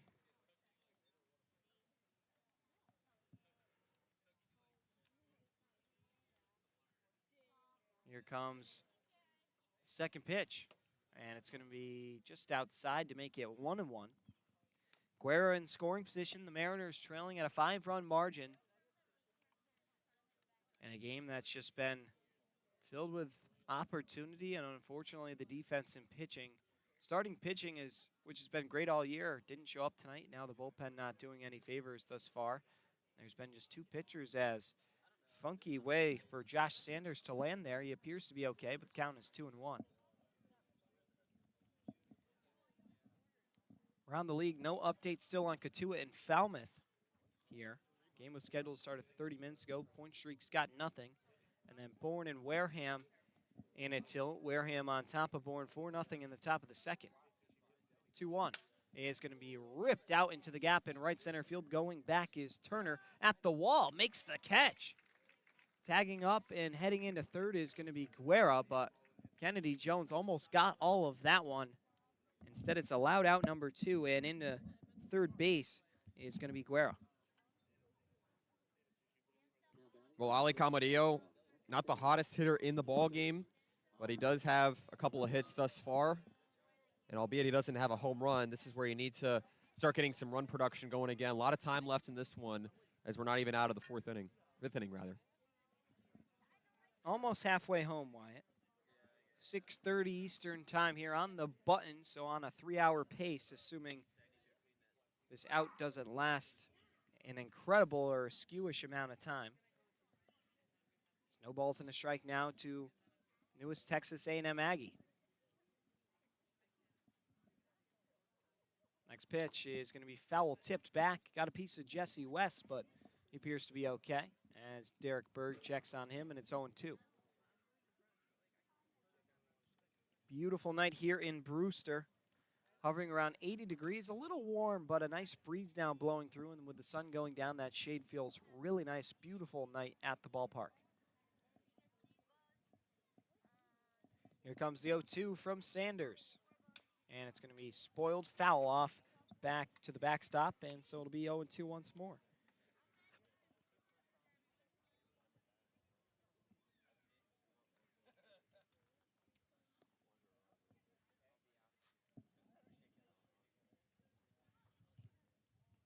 Guerra down at third. Mariners looking to tag another run. They've scored in 3 of the first 4 innings. The pitch, swung on and missed. Down goes Camarillo, and that will be the first strikeout of the outing for Sanders. He does not surrender a run and strands Guerra on third. We'll take a quick break and be back for the home half of the 5th. Halfway home here from Stony Brook. 10-5 Whitecaps. You're listening to the Harwich Mariners YouTube network.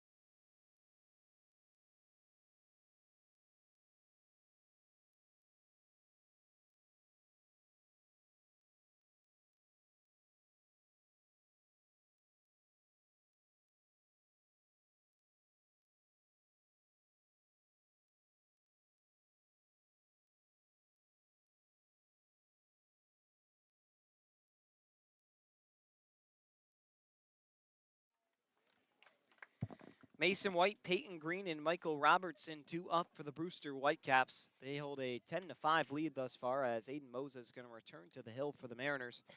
Behind in the count 1-0 now after a first pitch ball. Devin Dobeck, Wyatt Kopelman along with you on the Harwich Mariners YouTube network. And Harwich in the midst of a 3-game losing streak. Brewster heading the opposite way, searching for their 3rd straight win here tonight. But yeah, it's just been a bunch of devastating losses for these Mariners as that one's chopped foul to make it 2-1. Take a look through the game-by-game summary soon just to so you can get an understanding of what it's been like as a Harwich Mariners fan over the course of what's been a wacky season thus far. It's 2-2 count now as Mason White swings through that one. He's the only batter that didn't come up in the 4th and now starts here leading off the 5th. 2-2, misses outside. But yeah, they started with a pair of wins, then a pair of losses, then win-loss. Then you rattled off what would end up being 5 straight wins. They won 5 of 6, actually, and then lost 3 of 4. And now exactly where we are now, just about, as Ethan Anderson takes the ground ball himself to retire the batter in Mason White. There's one away. But yeah, Harwich losing 3 in a row. They've lost 4 of their last 5, and if you continue to go back, they've lost 6 of their last 9. Just unfortunately, or fortunately rather, they're still in 2nd place as the YD Red Sox have not done a whole lot at the top of the standings. Still just a 3-point hold on the Mariners. And Orleans, of course, not doing a whole lot either as they've been playing catch-up. It's a ball and no strikes to Peyton Green, who singled and scored twice. He fouls this one, and it'll be a 1-1 count now. Michael Robertson on deck, due up in the inning. Harwich only brought 4 batters to the plate in the top half. Brewster has batted around once and a batter away from batting around twice.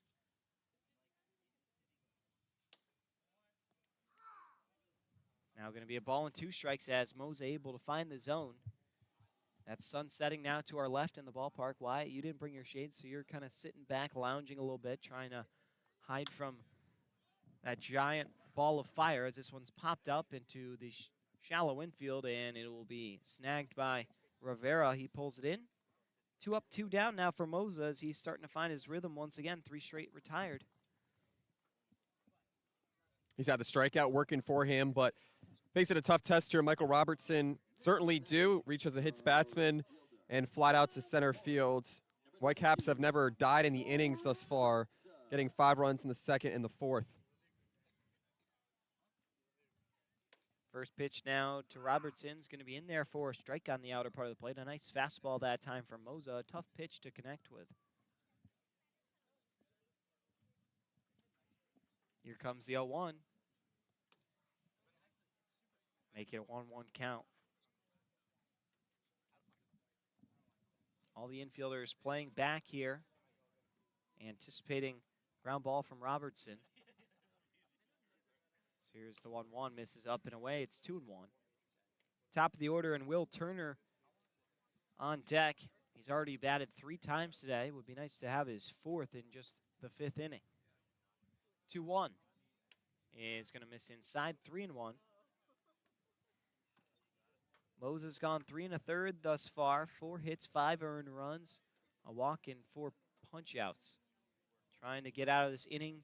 1-2-3. Here comes the 3-1 pitch. And it's cut on and miss. Might have been foul tipped, and so it'll be 3-2 now.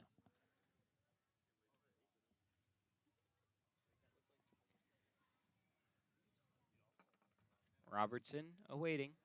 Here's the payoff. This is up high, and so it'll be a 6-pitch walk issued to Robertson. And now, with 2 outs, the Whitecaps have a runner on. It's been an issue growing here for the Mariners pitching staff. Moza not giving up a walk entering here today through 2 outings, but this past season at Alabama, giving up 9 walks in 23 1/3. So it's been a relative problem for him, but as he looks to get out of this inning, he only needs 1 more. Will Turner, a pair of hits, and the run scored, of course. Also is flied out to left. It's ball and no strikes to start him, and Turner, a guy who can really make you pay. He's hitting .244 coming into today. Since then, he's converted that average to .269 with a pair of hits here. Home run and 5 runs batted in for Turner. Swings and misses. An uncomfortable looking swing that time to make it a 1-1 count. Davis Diaz on deck. Brewster trying to put a chokehold on Harwich, even stronger than they already have. Runner on first, 2 away. The pitch is going to be popped up.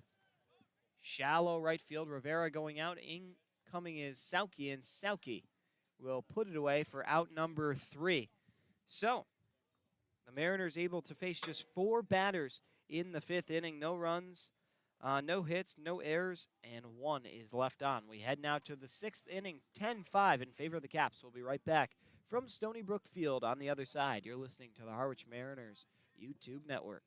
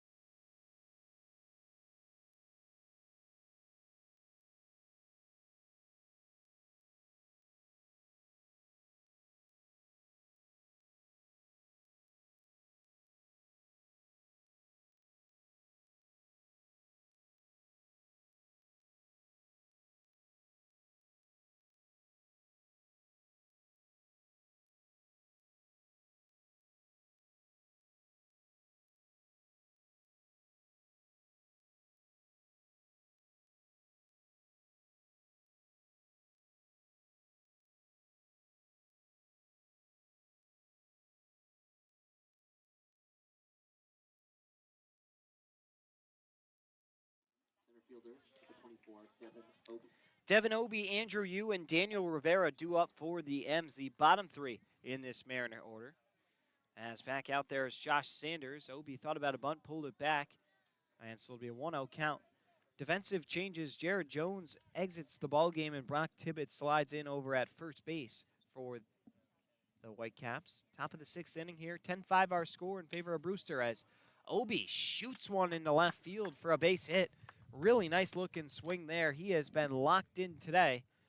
And so it'll be a single with nobody gone down here in inning number 6, the 7th hit for Harwich today. Obi with a 2-run home run early on in this game. He has been electrifying at the plate to watch this season. And he continues to provide a lot of stability for a Mariners lineup that just has a tough time at times just driving in runs as time in leadoff fashion. Seems to produce almost a little more when he's in the bottom third of the order. We've seen him at all thirds in the order at one time or another, but really has been fantastic in that bottom part of the order as far as production goes. Maybe he likes playing in front of his old hometown and now college and summer ball friend Andrew Yu, who of course went to Ensworth High School in Tennessee, where they're both from. It's 2 balls and no strikes now to Andrew Yu, who on the day is 0 for 2 with a strikeout and a ground out. They check on Obi over at first. He's back in there standing.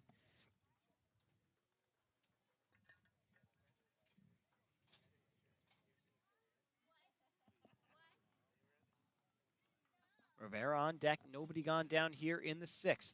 The pitch. Bounce in the dirt. Nice pick that time from Berg. And so it'll be 3-0 now, though.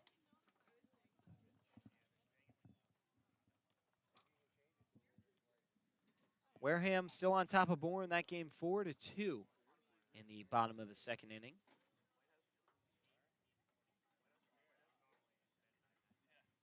Here comes the 3-0 offering to Andrew Yu.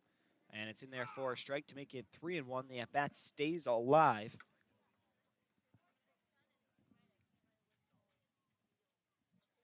Sanders out there. He's up to 27 pitches.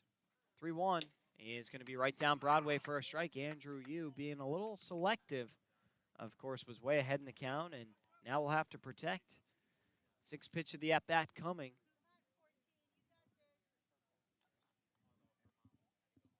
Devin Obi over at first. They'll check on him again. He dives back in safely. After Rivera, top of the order is up. Harwich trying to chip back away at that 5-run deficit. Here comes the payoff to the Duke Blue Devil. And it will be foul tipped. Got a piece of Berg, but everybody appears to be okay. And so we'll stay at 3-2.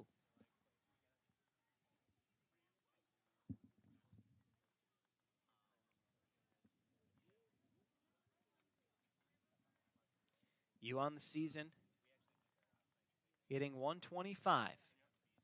Hit here would be pivotal for the Mariners as they continue to chase that lead.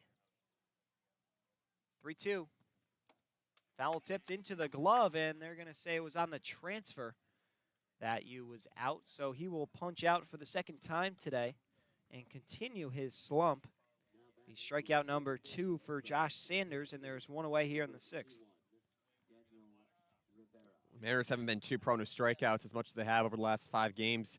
But for Daniel Rivera here, had that double to lead off the 3rd. Now has to get the runners moving over here in order for the Mariners to keep this a ball game.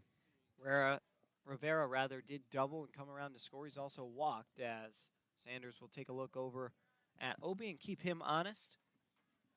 1 away here in the 6th.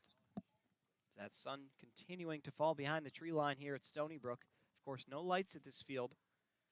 So almost a pretty hard stop around 8 o'clock-ish when it's difficult to see. It's going to be an 0-1 count now to start Rivera. Rivera picked up his first hit as a Mariner earlier in the ball game. Another one would be really nice. 0-1 misses down low, 1-1.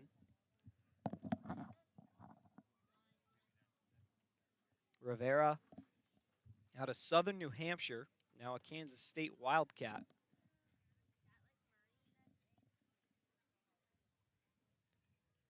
Here comes the 1-1 pitch. Nope, they'll go check on Hobie again. I'm not sure he'll be put in motion, but maybe just trying to keep him honest with this 5-run deficit, though.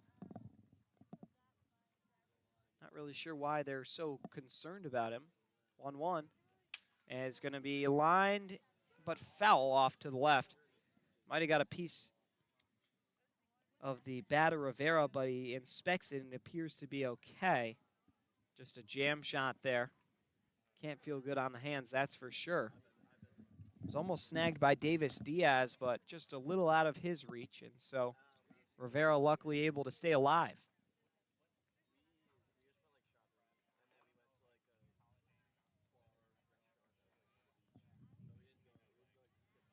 One-two pitch coming, and it's going to be popped up. Shallow left field. Going out is Green, and he will make a running catch. Back over to first is Obi, and there's two away here in the 6th.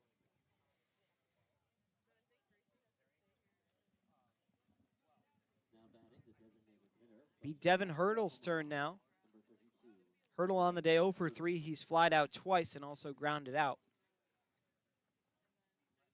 He'll be followed by Casey Sauke should we get there. Mariners getting into their order for the 4th time in 6 innings. The offense hasn't been terrible today.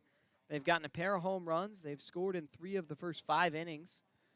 And really just finding ways to produce and get on base. But unfortunately, on the defensive side of things, they just have had trouble with their starting pitcher. And Moza, who has arguably been their best reliever this season, also has given up 5 runs and just an abysmal day for the club. This one's chopped over to second. And Mason White will step on second base to retire the runner in Devin Obi by way of the force. We head to the home half of the 6th till 10-5 in favor of the Caps. We'll be back from the Brook. Don't go anywhere. You're listening to the Harwich Mariners YouTube network.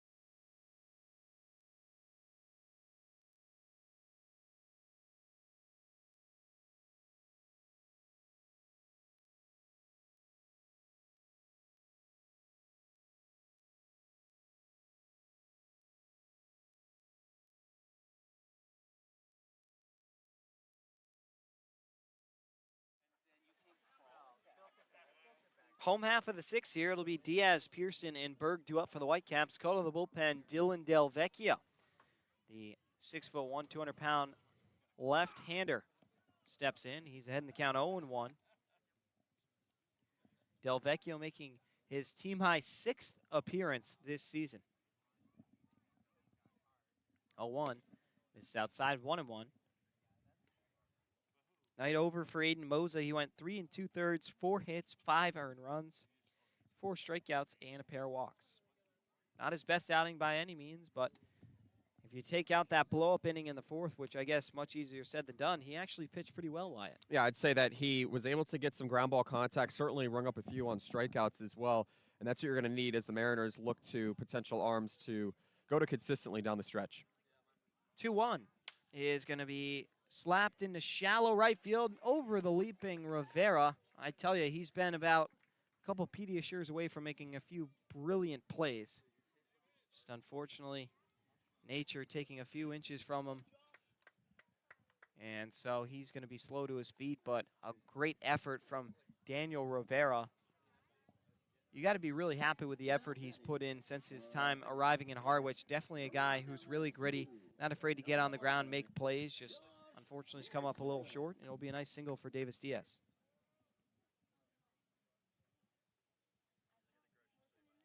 Josh Pearson's turn on the day. He's 1 for 3. He's grounded out to short, struck out looking, and also doubled, come around to score as he swings right through that one and misses, make it 0-1.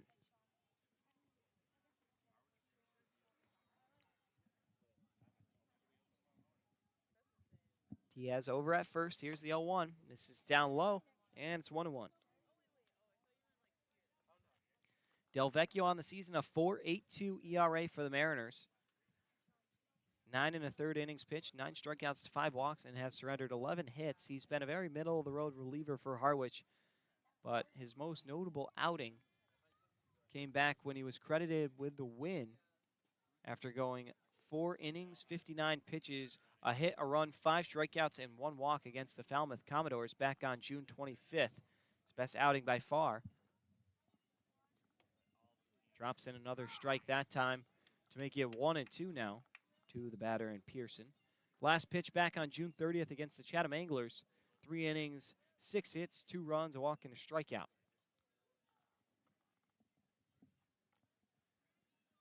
Set for the 1-2. And it'll be a chopper over to the first baseman, Anderson. He'll go to second for 1. There won't be a play at first, but nice play by Anderson to take the lead runner, and there's one away here on the fielder's choice. And good footwork by Anderson, the first baseman that time. Just a tough angle, not even a real 30-degree angle to go down to second. Was right in front of the first base bag, but at least you get the leading runner here. He's got such confidence in himself over at first base. He's been a big addition to this Mariner defense and offense. Unfortunately, it's just been a tough go as a unit for Harwich, as they're in jeopardy of losing their 4th straight here tonight. First pitch to the batter, and Derek Berg is popped up back towards Stony Brook Elementary, and so it'll be 0-1.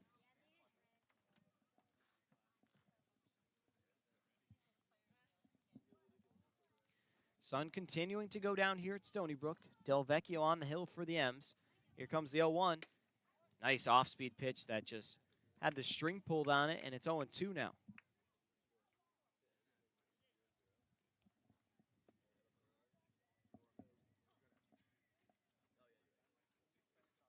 James Tibbs on deck.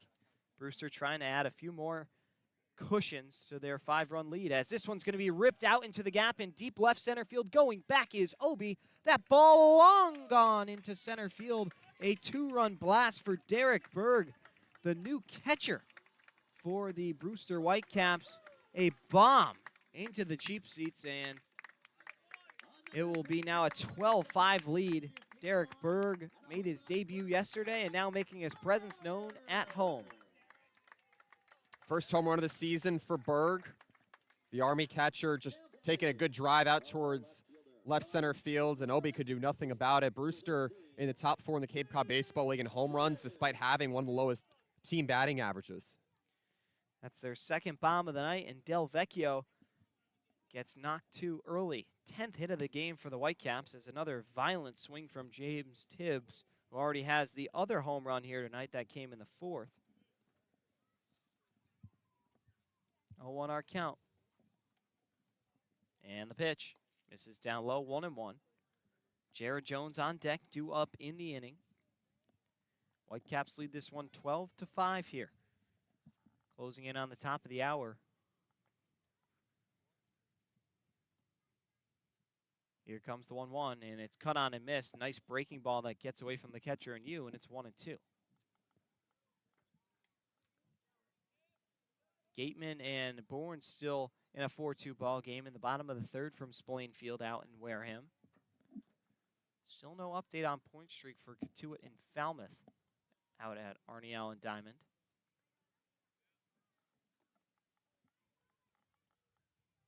One, two. Bounced in the dirt, and it'll be 2-2.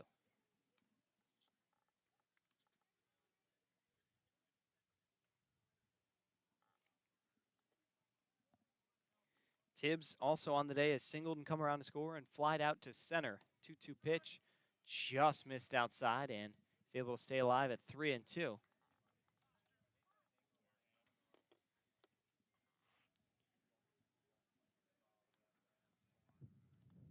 Here comes a payoff from Del Vecchio. Swung on and missed, gets by Andrew Yu, and James Tibbs didn't even realize that he's going to get to first. And wow, they're going to say no, that he's out. Ethan Anderson with a spectacular catch. Andrew Yu able to recover by the skin of his teeth. Still not happy with himself as that play way too close. And if Tibbs knew that one got by Yu, he would have been safe by a country mile. But a nice play that time by both Anderson and Yu to make sure they got the out. Close play at first base. Honestly, could have gone either way. Anderson making his second start at first base. Mariners have had plenty this season. Be a ball and no strikes now from Jared Jones. Or no, rather, Brock Tibbetts, who was subbed into the game on defense, who now takes over in that spot. Jared Jones had 3 swinging strikeouts when he was pulled from the game. Tibbetts hitting .271 this season. Indiana Hoosier. It's a ball and a strike now to Tibbetts. 2 away here in the 6th. Brewster's already added 2 more to their lead, though, as that one's fouled off. And so it'll be a 1-2 count.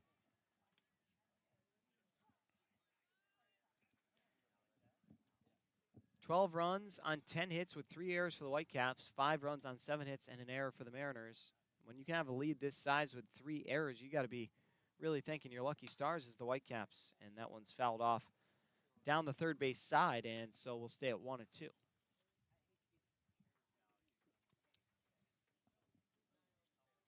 Bottom 3 in the order, Mason White, Peyton Green, and Michael Robertson set to come up either in this inning or the next, as that one's going to be belted out into left field. Kennedy Jones over and makes the catch on a ball that was tattooed by Brock Tibbetts, and that ends the inning, but not before Derek Berg's 2-run shot adds another pair of runs to the Brewster lead. They take this one 12-5 into the 7th inning. We'll be back from the brook here for the final 3. You're listening to the Harwich Mariners YouTube network.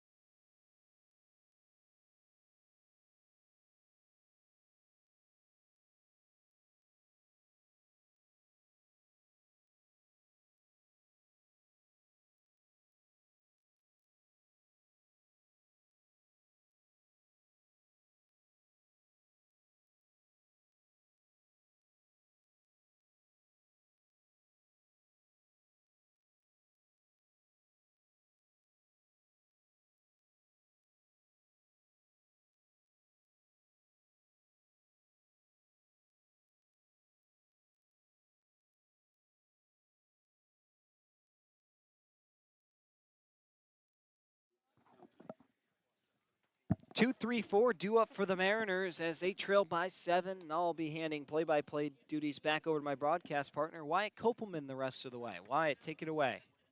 All right, Devin, Casey Sauke, Ethan Anderson, Mason Guerra due up in the 2, 3, and 4 spots here as the Mariners trail the Whitecaps 12-5. The 1-0 on the lower half as it goes to 1-1. Well, the Mariners falling behind by 2 additional runs on a 2-run home run from Derek Berg, the catcher out of Army. It's his first on the season.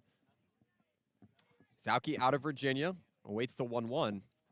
Breaking ball misses low. It goes to 2-1 here. Well, the Mariners, they got a 2-run home run out of Devin Obie to take their lead back in the second. They evened it at 5 in the middle innings. And they've trailed once again here going into the late frames from Stony Brook Fields.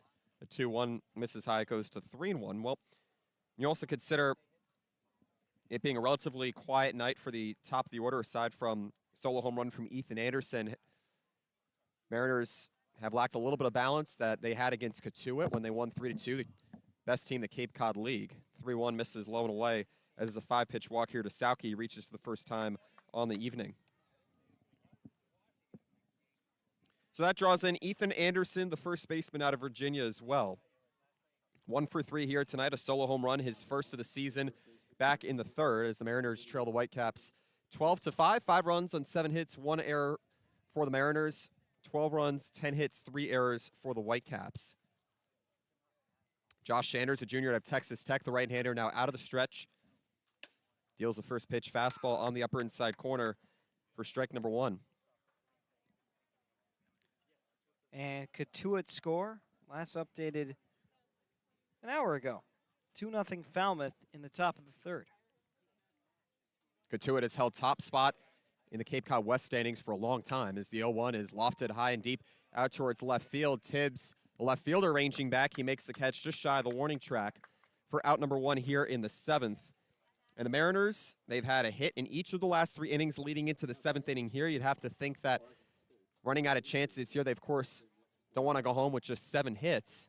Have to face the Orleans Firebirds tomorrow. They own the season series 3-0, but by all means, this one not over yet. The Mariners want to be able to provide a little bit more offense here. Now, Mason Guerra stepping in, the sophomore out of Beaverton, Oregon, the Oregon State third baseman. First pitch he sees, grabs the lower half for strike number 1. And we do have another update from Falmouth's Twitter team. Katuitt hasn't been as active, but a 6-2 score in favor of the Commodores now into the middle innings, the 6th. Sauke leadoff walk, 1 away. Mariners trailing 12-5.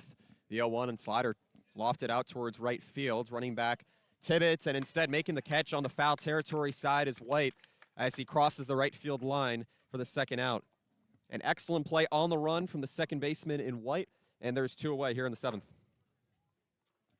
Yeah, and Harwich is having trouble with continuing to chase this deficit. I mean, they got out to that 2-0 lead, and then it was 5-2. They made it 5-4, then 5-5. Now you got a 10-5 game, and when you're playing catch-up all the time, it's really exhausting when you're trying to be relentless and consistent at scoring runs. Kennedy Jones, left fielder, steps in as the right-hander watches one outside for ball number 1. 0 for 3 here today. 2 flyouts and a ground out. Mariners and the Whitecaps were tied at 5 entering the bottom of the 4th before Aiden Mosa was tagged with 5 earned runs on 4 hits as there's 2 away with 1 on. Check back over at first. Sauke standing safely at first. Leadoff walk for Sauke, the right fielder out of Virginia. Mariners behind the Whitecaps 12-5 with 2 down here in the 7th. The 1-0.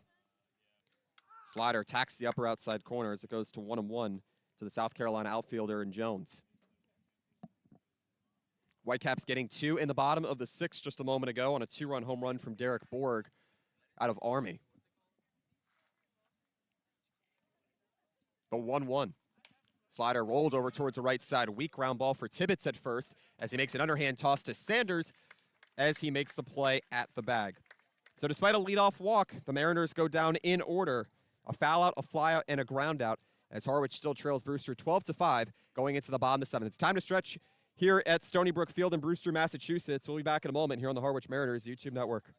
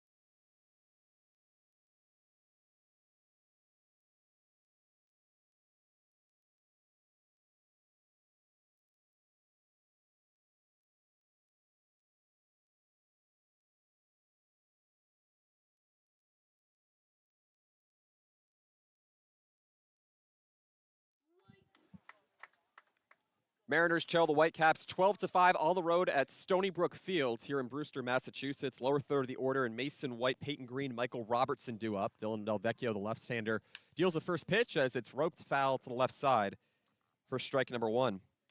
Mariners going down not in order in the top of the 7th after a leadoff walk from Casey Sauke as Delvecchio takes the rubber for the second inning of relief here. Second reliever for Harwich. The 0-1 rolled over towards the left side. Gonna be a tough play. It's short for Camadillo as he's at the lip of the outfield grass, and he won't have a play to make over at first. And it's a leadoff single to shortstop here for Mason White. He has his second hit on the day.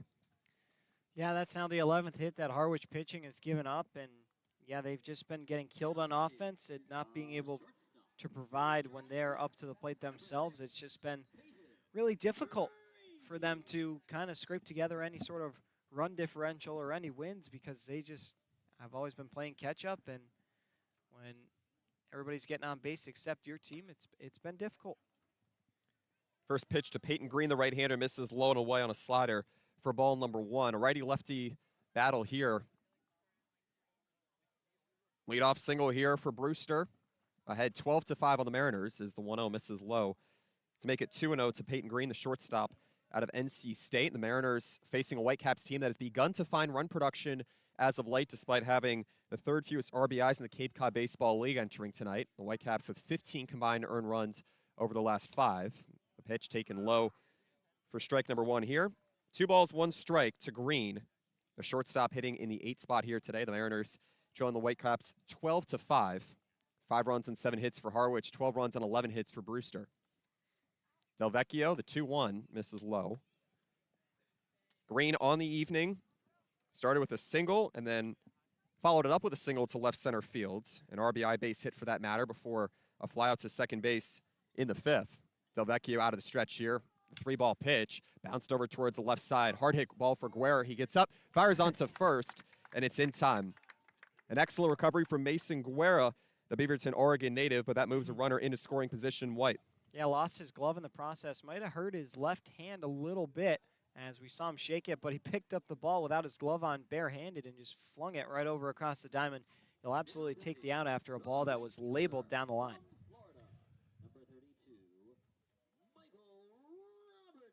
Well, Devin, the Harwich staff has allowed 6.5 runs per game over the last 5 games, in which it's gone 1-4, as Delvecchio tries to limit this here. Any further damage? The first pitch on the way to Michael Robertson, the right fielder, goes low for ball 1. Meanwhile, 3 errors for Brewster here today, but the Whitecaps have not been short-fallen and just finding ways to get runners on base and to bring them home as well. Had 5 runs in the 2nd, 5 in the 4th as well. It has looked like a completely different Brewster team. A 1-0. Fastball misses high. It's 2-0. It's looked like a different Brewster team this week going into the second half of the Cape Cod Baseball League season, the 100th year of Cape Cod baseball, as the Mariners fell 7-1 last night to a hard-hitting Brewster team that just had more momentum overall. A runner on second here, the 2-0. Lined over towards the left side, off the mound. 2 bounces for Camadillo. He looks to third, instead goes to first. And that marks his second out here in the bottom of the 7th as White finds his way over to third. He'll take the outs. That runner continues to move right along in Mason White, now down into third. And if you're Harwich, just concerned about the outs now at this point. It's not looking like you're going to be able to pull off some sort of incredible win, especially with both daylight and just the way the game has been going. And so just finding ways to record outs and take notes to take into the game tomorrow. First pitch, a looking strike to Will Turner, tonight's leadoff hitter for Brewster. 2 for 4, a pair of singles and a pair of flyouts as well as he works with a runner on third here and 2 away. The 0-1, a slider floated on the upper half as it misses high. Harwich trailing Brewster 12-5 with a runner on third here for the Whitecaps. Delvecchio taking his time, the southpaw with the 1-1. Slider misses low and away. It's 2-1 here. And the Brewster Whitecaps have been a team that have begun to find their way up the Cape Cod East standings. Meanwhile, Harwich trying to not find its way towards the cellar. 3-7 in its last 10, has a chance to win still here tonight with a couple outs remaining. 2-1, a breaking ball on the lower half. This time it's 2-2. 2 away, the Mariners behind by 7 here. Yeah, if Brewster's able to win tonight, Wyatt, they'll be just a game behind Harwich, who continues to sit in second place. Well, Harwich will have 2 chances here, 2 away in the bottom of the 7th. 2-2. Slider belted out towards center field. Stepping under Obi, he makes the catch, hardly moving to his right for the final out of the 7th inning. A pair of groundouts and a flyout, despite a leadoff single to shortstop from Mason White as he gets stranded at third. So for the Brewster Whitecaps in the bottom of the 7th, they score no runs and 1 hit, no errors, and leave 1 in scoring position in White. Still a 12-5 lead for the Whitecaps going into the 8th. Here from Stony Brook Field in Brewster, Massachusetts, this is Harwich Mariners baseball on the Harwich Mariners YouTube network.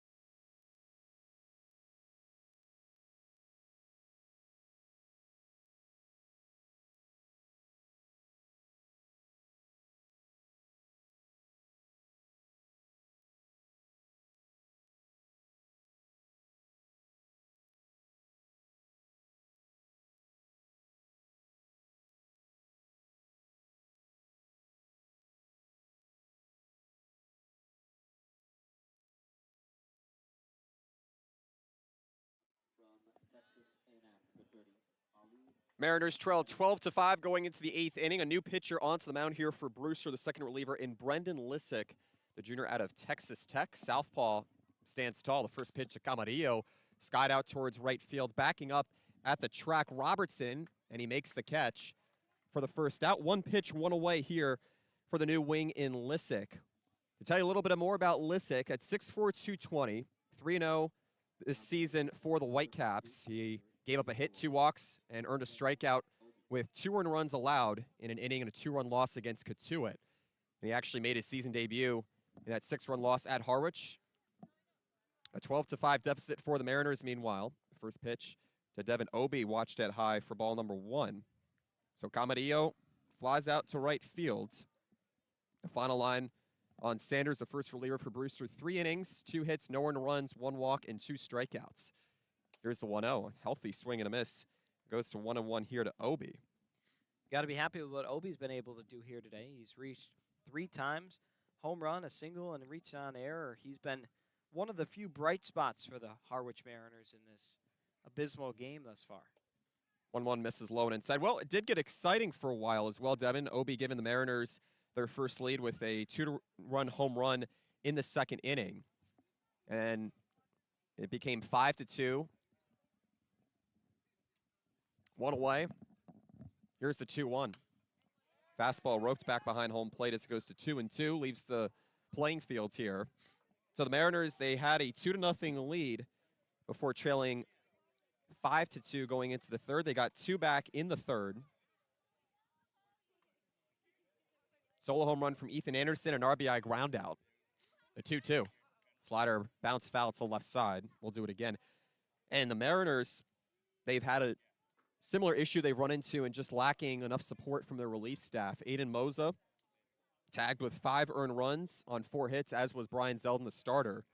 Deep starts have been inconsistent at times. The 2-2 from Lissick. Slider misses inside, as that'll draw the count full here to the sophomore out of Duke. One out, nobody on here with the Mariners behind 12-5 against the Whitecaps. 12 runs on 11 hits for Brewster, 5 runs and 7 hits for Harwich. The payoff pitch from the left-hander just misses outside with a fastball as it's a one-out walk here for Devin Obie, and he reaches for the 4th time on the afternoon. Really nice at-bat for Obi. I mean, yeah, why? You said it perfectly. He's reached for the 4th time, and you can't complain with whatever he's been doing up at the plate. Got to keep this same approach heading into the future. I mean, a couple guys you can really look at and say, you know what, they had a good game. Devin Obie, Ali Camarillo's been on twice with a pair of hits. Ethan Anderson, of course, the big fly in the 3rd inning. He's also had some great contact. Guerra had that double. There are some positives, just you need to get some more consistency, I think, has been the problem. Well, the consistency has lacked with the Mariners' ERA to a certain degree over the last 5 games as it's started to tail off. 1-0, fastball high. 2-0 here to Andrew Yu. 0 for 3 here tonight, a ground out and 2 strikeouts as the Mariners trail the Whitecaps 12-5 with 1 away in the top of the 8th. Brennan Lissick, the left-hander out of Texas Tech, appearing here as the 2-0 is grounded foul to the right side.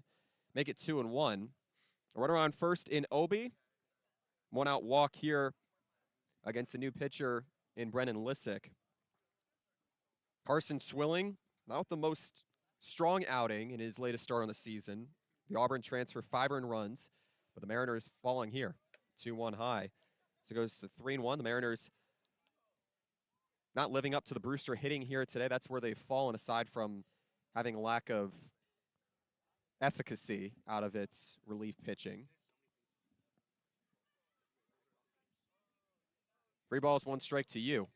Pitch misses well inside. A 5-pitch walk. Back-to-back walks here against Brennan Lissick out of Texas Tech.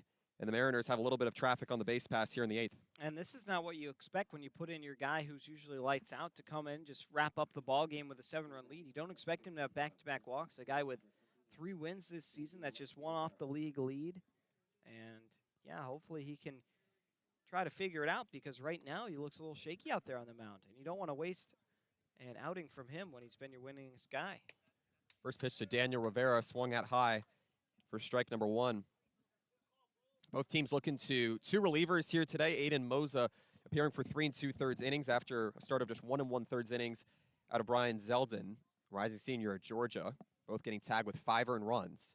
The 0-1 slider line foul to the left side. The 0-2 here to the 9-hole hitter in Daniel Rivera. Double to right field back in the 3rd. Earned a walk in the 4th and flied out to the shortstop in Peyton Green back in the 5th as the Mariners trail the Whitecaps 12-5. Mariners have not scored since the 4th inning.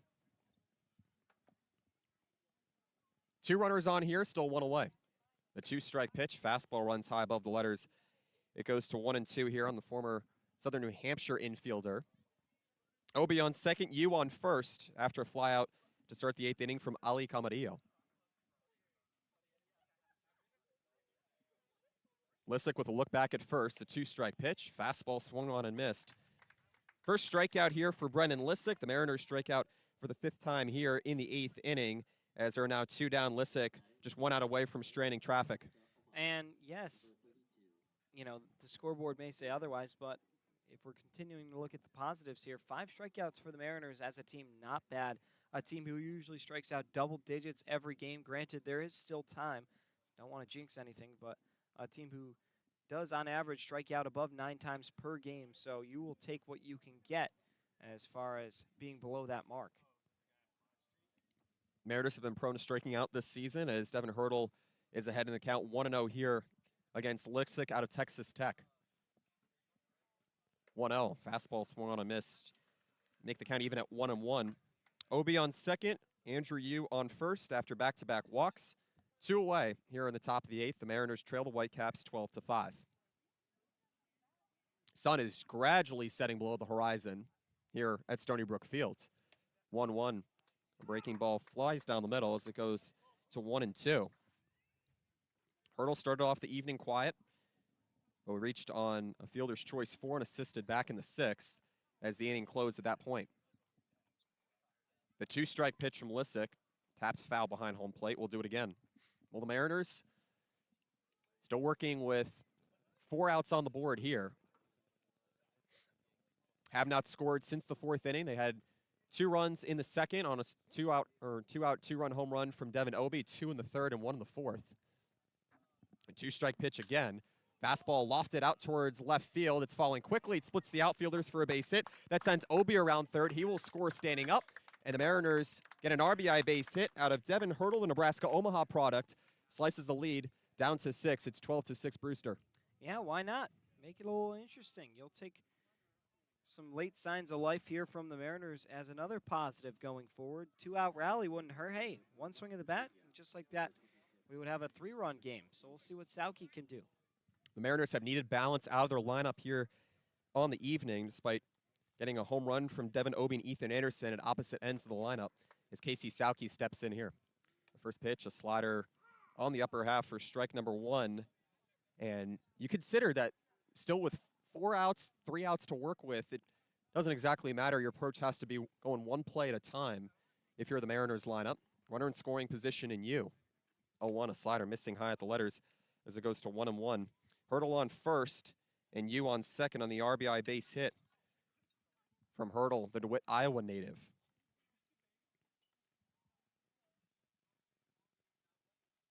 Lissick looking to retire 1 more. The 1-1, a fastball missing outside.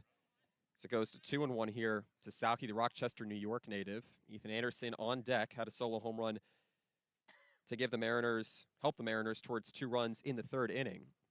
Harwich behind 12-6, 12 runs and 11 hits for the Whitecaps, 6 runs and 8 hits for Harwich. The 2-1, line back into the screen, so it goes to 2-2. The Mariners had gone down 5 in order, Devin, but they didn't certainly shy away from unleashing their power hitting.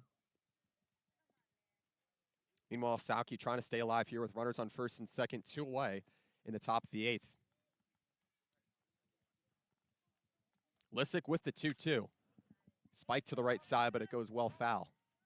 And yeah, certainly the power's been there. You had a pair of home runs today, a handful of extra base hits, and you'll take that. Everybody in your lineup has reached base other than Kennedy Jones. So definitely getting production from everyone in the lineup, just unfortunately unable to cash in when it matters.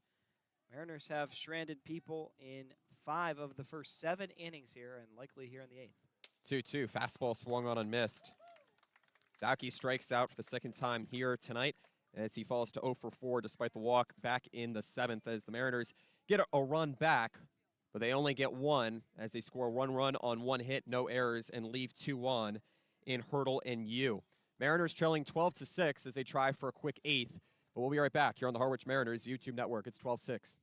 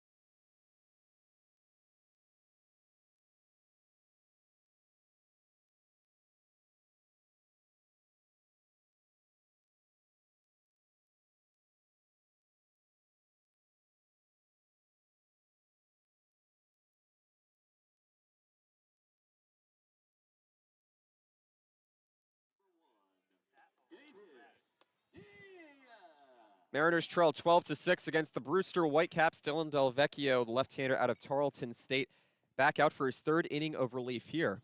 Here's the first pitch to Davis Diaz as third baseman of Vanderbilt watches it tack the inner half for strike number 1.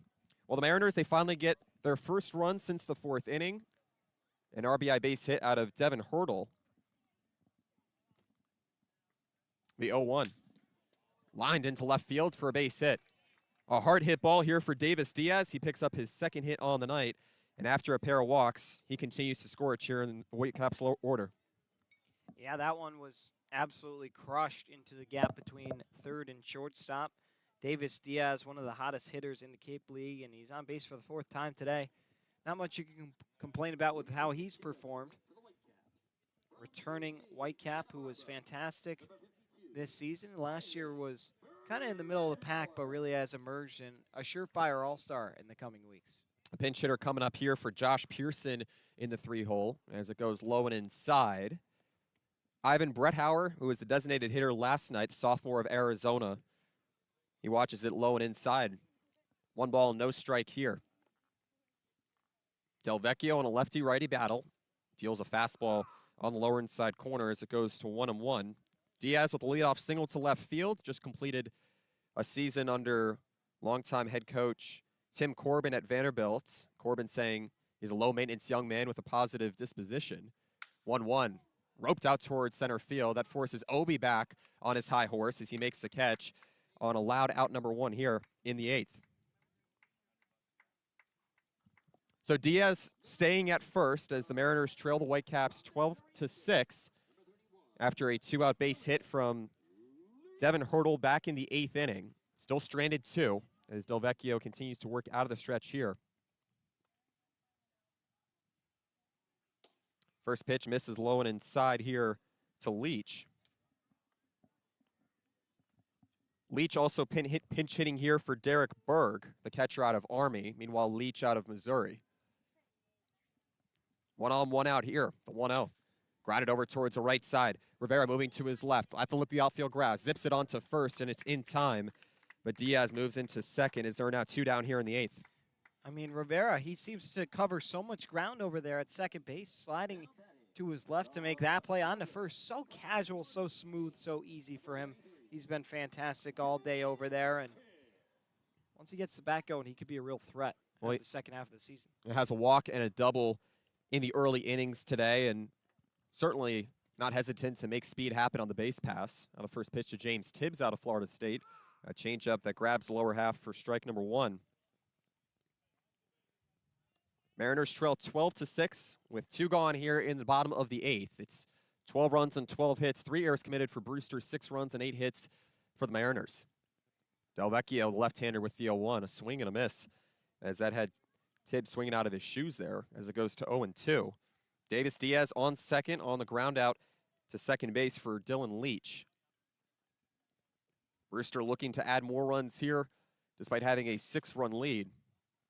5 runs in the second, 5 runs in the 4th, and 2 in the 6th, giving Brewster a major advantage here against Harwich, which has looked to 2 relievers thus far. A 2-strike pitch. A slider misses low. It goes to 1-2.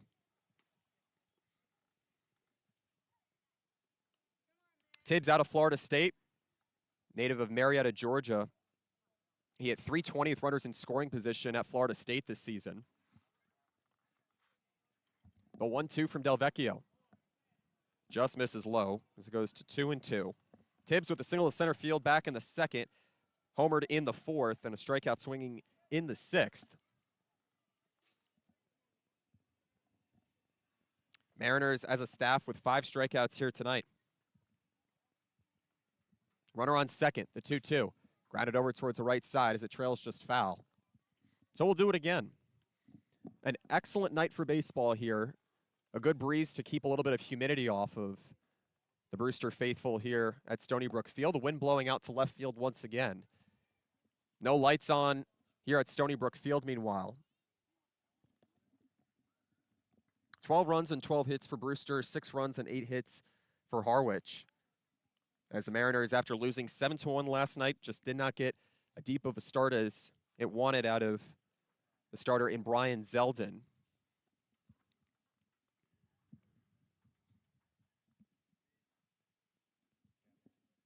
Diaz on second.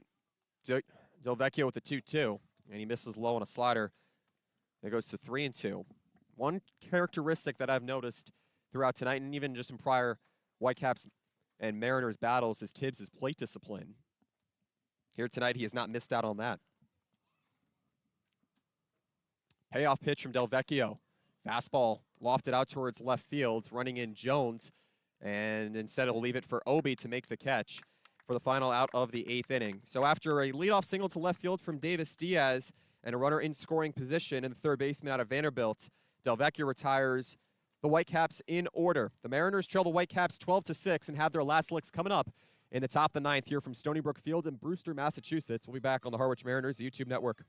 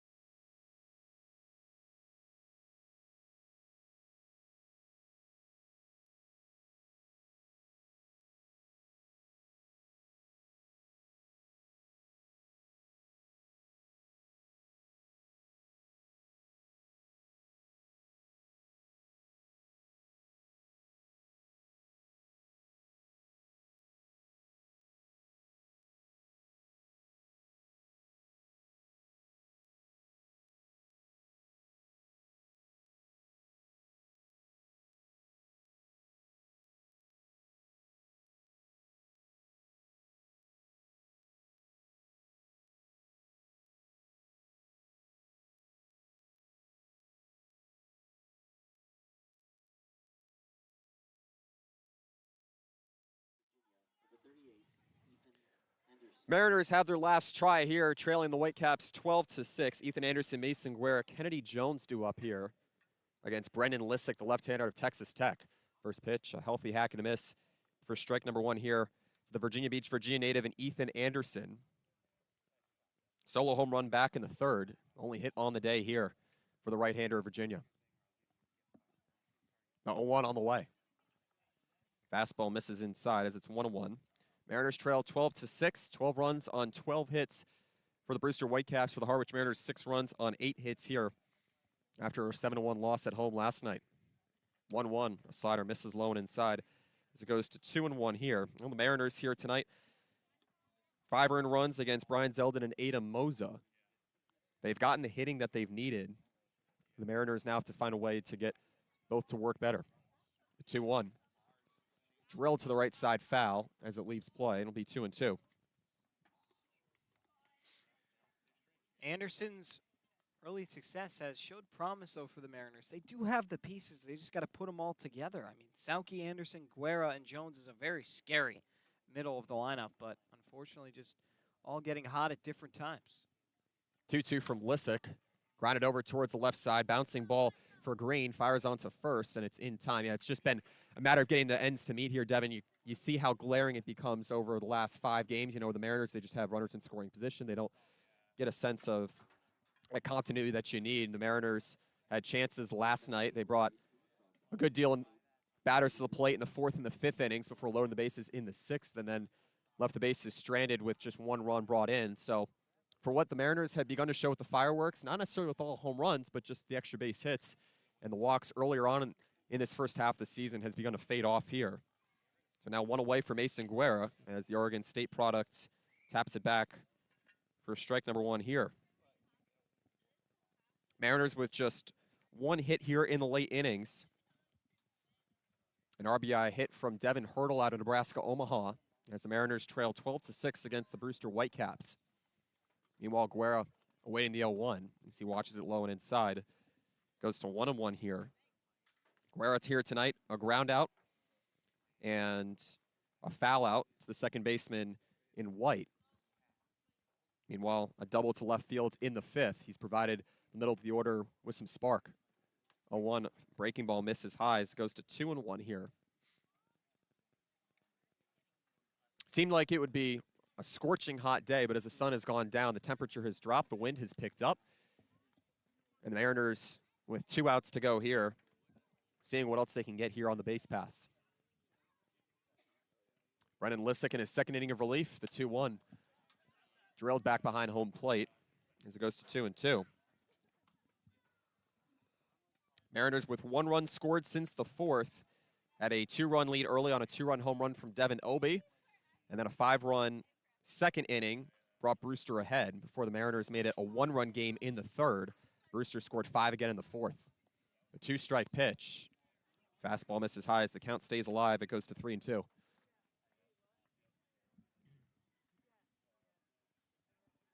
Mariners will be facing the Orleans Firebirds, another East Division opponent tomorrow. It's at 6:30. We'll be on at 6:25 here on the Harwich Mariners YouTube network. Lissick with the payoff pitch. Fastball swung on and missed.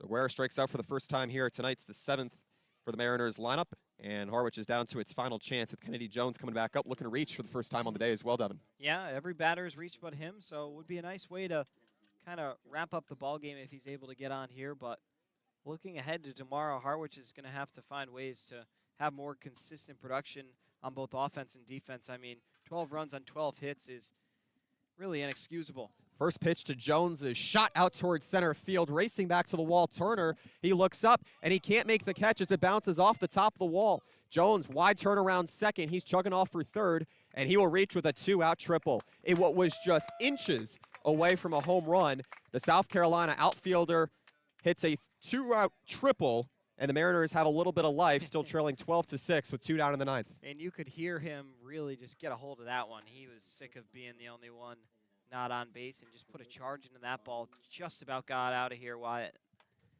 But unfortunately, clangs off the fence. Really good effort from Will Turner. Almost came down with it, but big opportunity there for Harwich.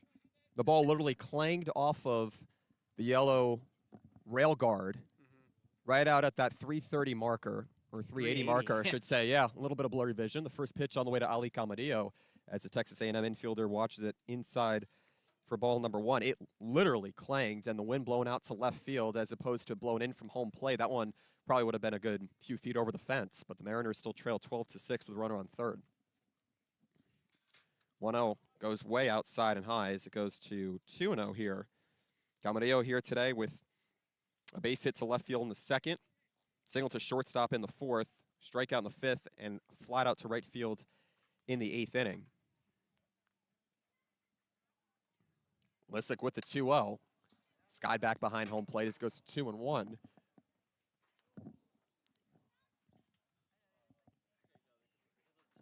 Brewster 12, Harwich 6. 2 down here in the 9th. This one not over yet as Ali Camadillo looks to drive in Kennedy Jones, wearing number 4 instead of number 27 here today as the Mariners were Navy. As a 2-0 slider clip in the upper half, this goes to 2-2. Harwich down to its final strike. So here you go. Another chance for Camarillo to pick up a 3-hit game. Already got a pair tonight. Lissick with the hands together, set at the belt, 2-strike pitch, swung on and missed. A drop third strike from Leach. The Missouri product fires down to first, and the ball game is over. So despite the Mariners getting an RBI base hit in the 8th, they don't score any additional runs to try and climb back into it in the late innings. Ball game finishes in 2 hours and 40 minutes as the Mariners now drop to 11-11 on the season and have lost each of their last 5 games and fall beyond a game and a half out of first place in the Cape Cod East Division standings. A 12-6 final. Brewster wins its 2nd straight against Harwich in the season series here from Stony Brook Field in Brewster, Massachusetts. We'll step away for a brief moment and be back in about 30 seconds here on the Harwich Mariners YouTube network.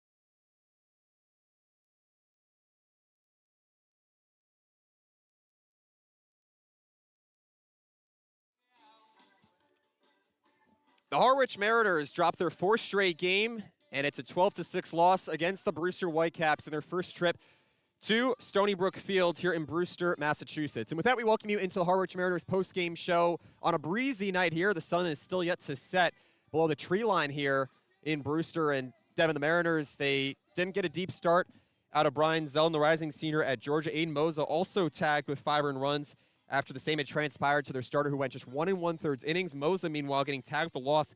He goes to 0-1 on the season after 3 2/3 innings pitched. The Mariners did not get a lot of stability out of their relief staff nor the starter, and they also lacked a good deal of scoring down the stretch this one. Yeah, it was tough, but you got to shake it. I mean, there's really no time to waste when you're going game by game, day by day here in the Cape Cod Baseball League. And with all the turnover, just still looking for a new identity, all these newcomers coming in. And there were a lot of positives in this game. You did record 9 hits, just 6 runs. You only held yourselves to 1 error. Everyone in the lineup got on base. Just unfortunately on the defensive side of things, you really were unable to get it done on the mound. It was just a tough start for Zeldin. A couple calls didn't go his way, and then before you know it, Brewster just came to hit today. And sometimes you just got to tip the cap, and there's nothing really wrong you can do. But unfortunately, it was just a really tough day at the plate. And then when you combine that with the pitching, it's just really difficult.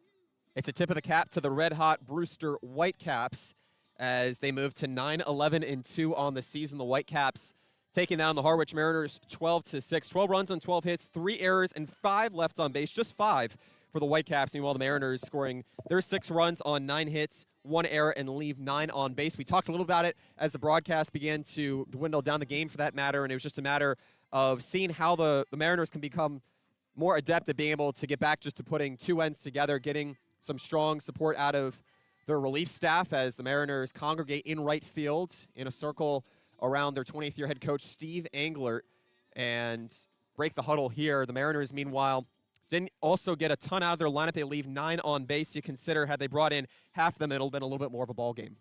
Yeah, absolutely. But like I said earlier, you can't dwell on it. In a big game against the Orleans Firebirds tomorrow, there's so many implications. Harwich, of course, has lost 4 in a row, so many chances to jump back in front of YD, but now Orleans, a team who's just 2 points behind you in the East standings, so a loss tomorrow would back you up a place in the standings, which hasn't happened in over a week or so. So got to find a way to prepare for Orleans and get a win in front of the hometown crowd tomorrow night. It should be a good one on a Friday night. You know, the ballpark at White House is going to be popping, especially heading into the weekend and with everybody out of school. There were 2,500 people at the game the other night, and you got whacked and embarrassed 7-1 by these Whitecaps. So now a chance to redeem yourselves.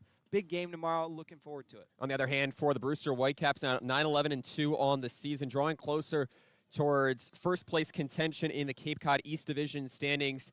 They are now on a 3-game winning streak, and they will welcome in the Wareham Gatemen of the Cape Cod West standings at 6 p.m. Rather, they will face Wareham at Clem Spillane Fields tomorrow at 6 p.m. before going over to Hyannis to take on the Hyannis Harbor Hawks at McKeon Park. The Harbor Hawks, a team that the Mariners have fallen to twice on the season, have not been able to find a lot of continuity as the Mariners are now just 2-8 in their last 10 games and 0-5 in their last 5. Josh Sanders picks up the win. Aiden Moza, he gets tagged with his first loss on the season in a ball game that lasted 2 hours and 38 minutes on an 84-degree afternoon here from Stony Brook Field in Brewster, Massachusetts. The Whitecaps, they had jumped out to a 5-2 lead in the second. They never looked back as they tacked on an additional 5 runs in the 4th inning and recovered with an additional 2 runs in the 6th before the Mariners got their final run on an RBI hit from Devin Hurdle in the 8th inning. The Mariners fall 12-6 here against the Brewster Whitecaps, and they're now 1-2 on the season series on what has turned into a beautiful night here in Stony Brook Field. Well, the Mariners will be back tomorrow to take on the Orleans Firebirds with first pitch slated for 6:30 p.m. Devin and I will be on the broadcast at 6:25 with you just before the national anthem at White House Field. But that will just about do it here from Brewster, Massachusetts. One final time, the Mariners fall 12-6 here to the Brewster Whitecaps. For our producer, Sean Sears, guiding us through the afternoon on a steamy afternoon here in Eastern Cape Cod, and for my broadcast partner, Devin Dobek, I'm Wyatt Copeland saying so long. This has been a presentation of Harwich Mariners Baseball on the Harwich Mariners YouTube Network. We remind you to live the dream here in the Cape Cod Baseball League, where the stars tomorrow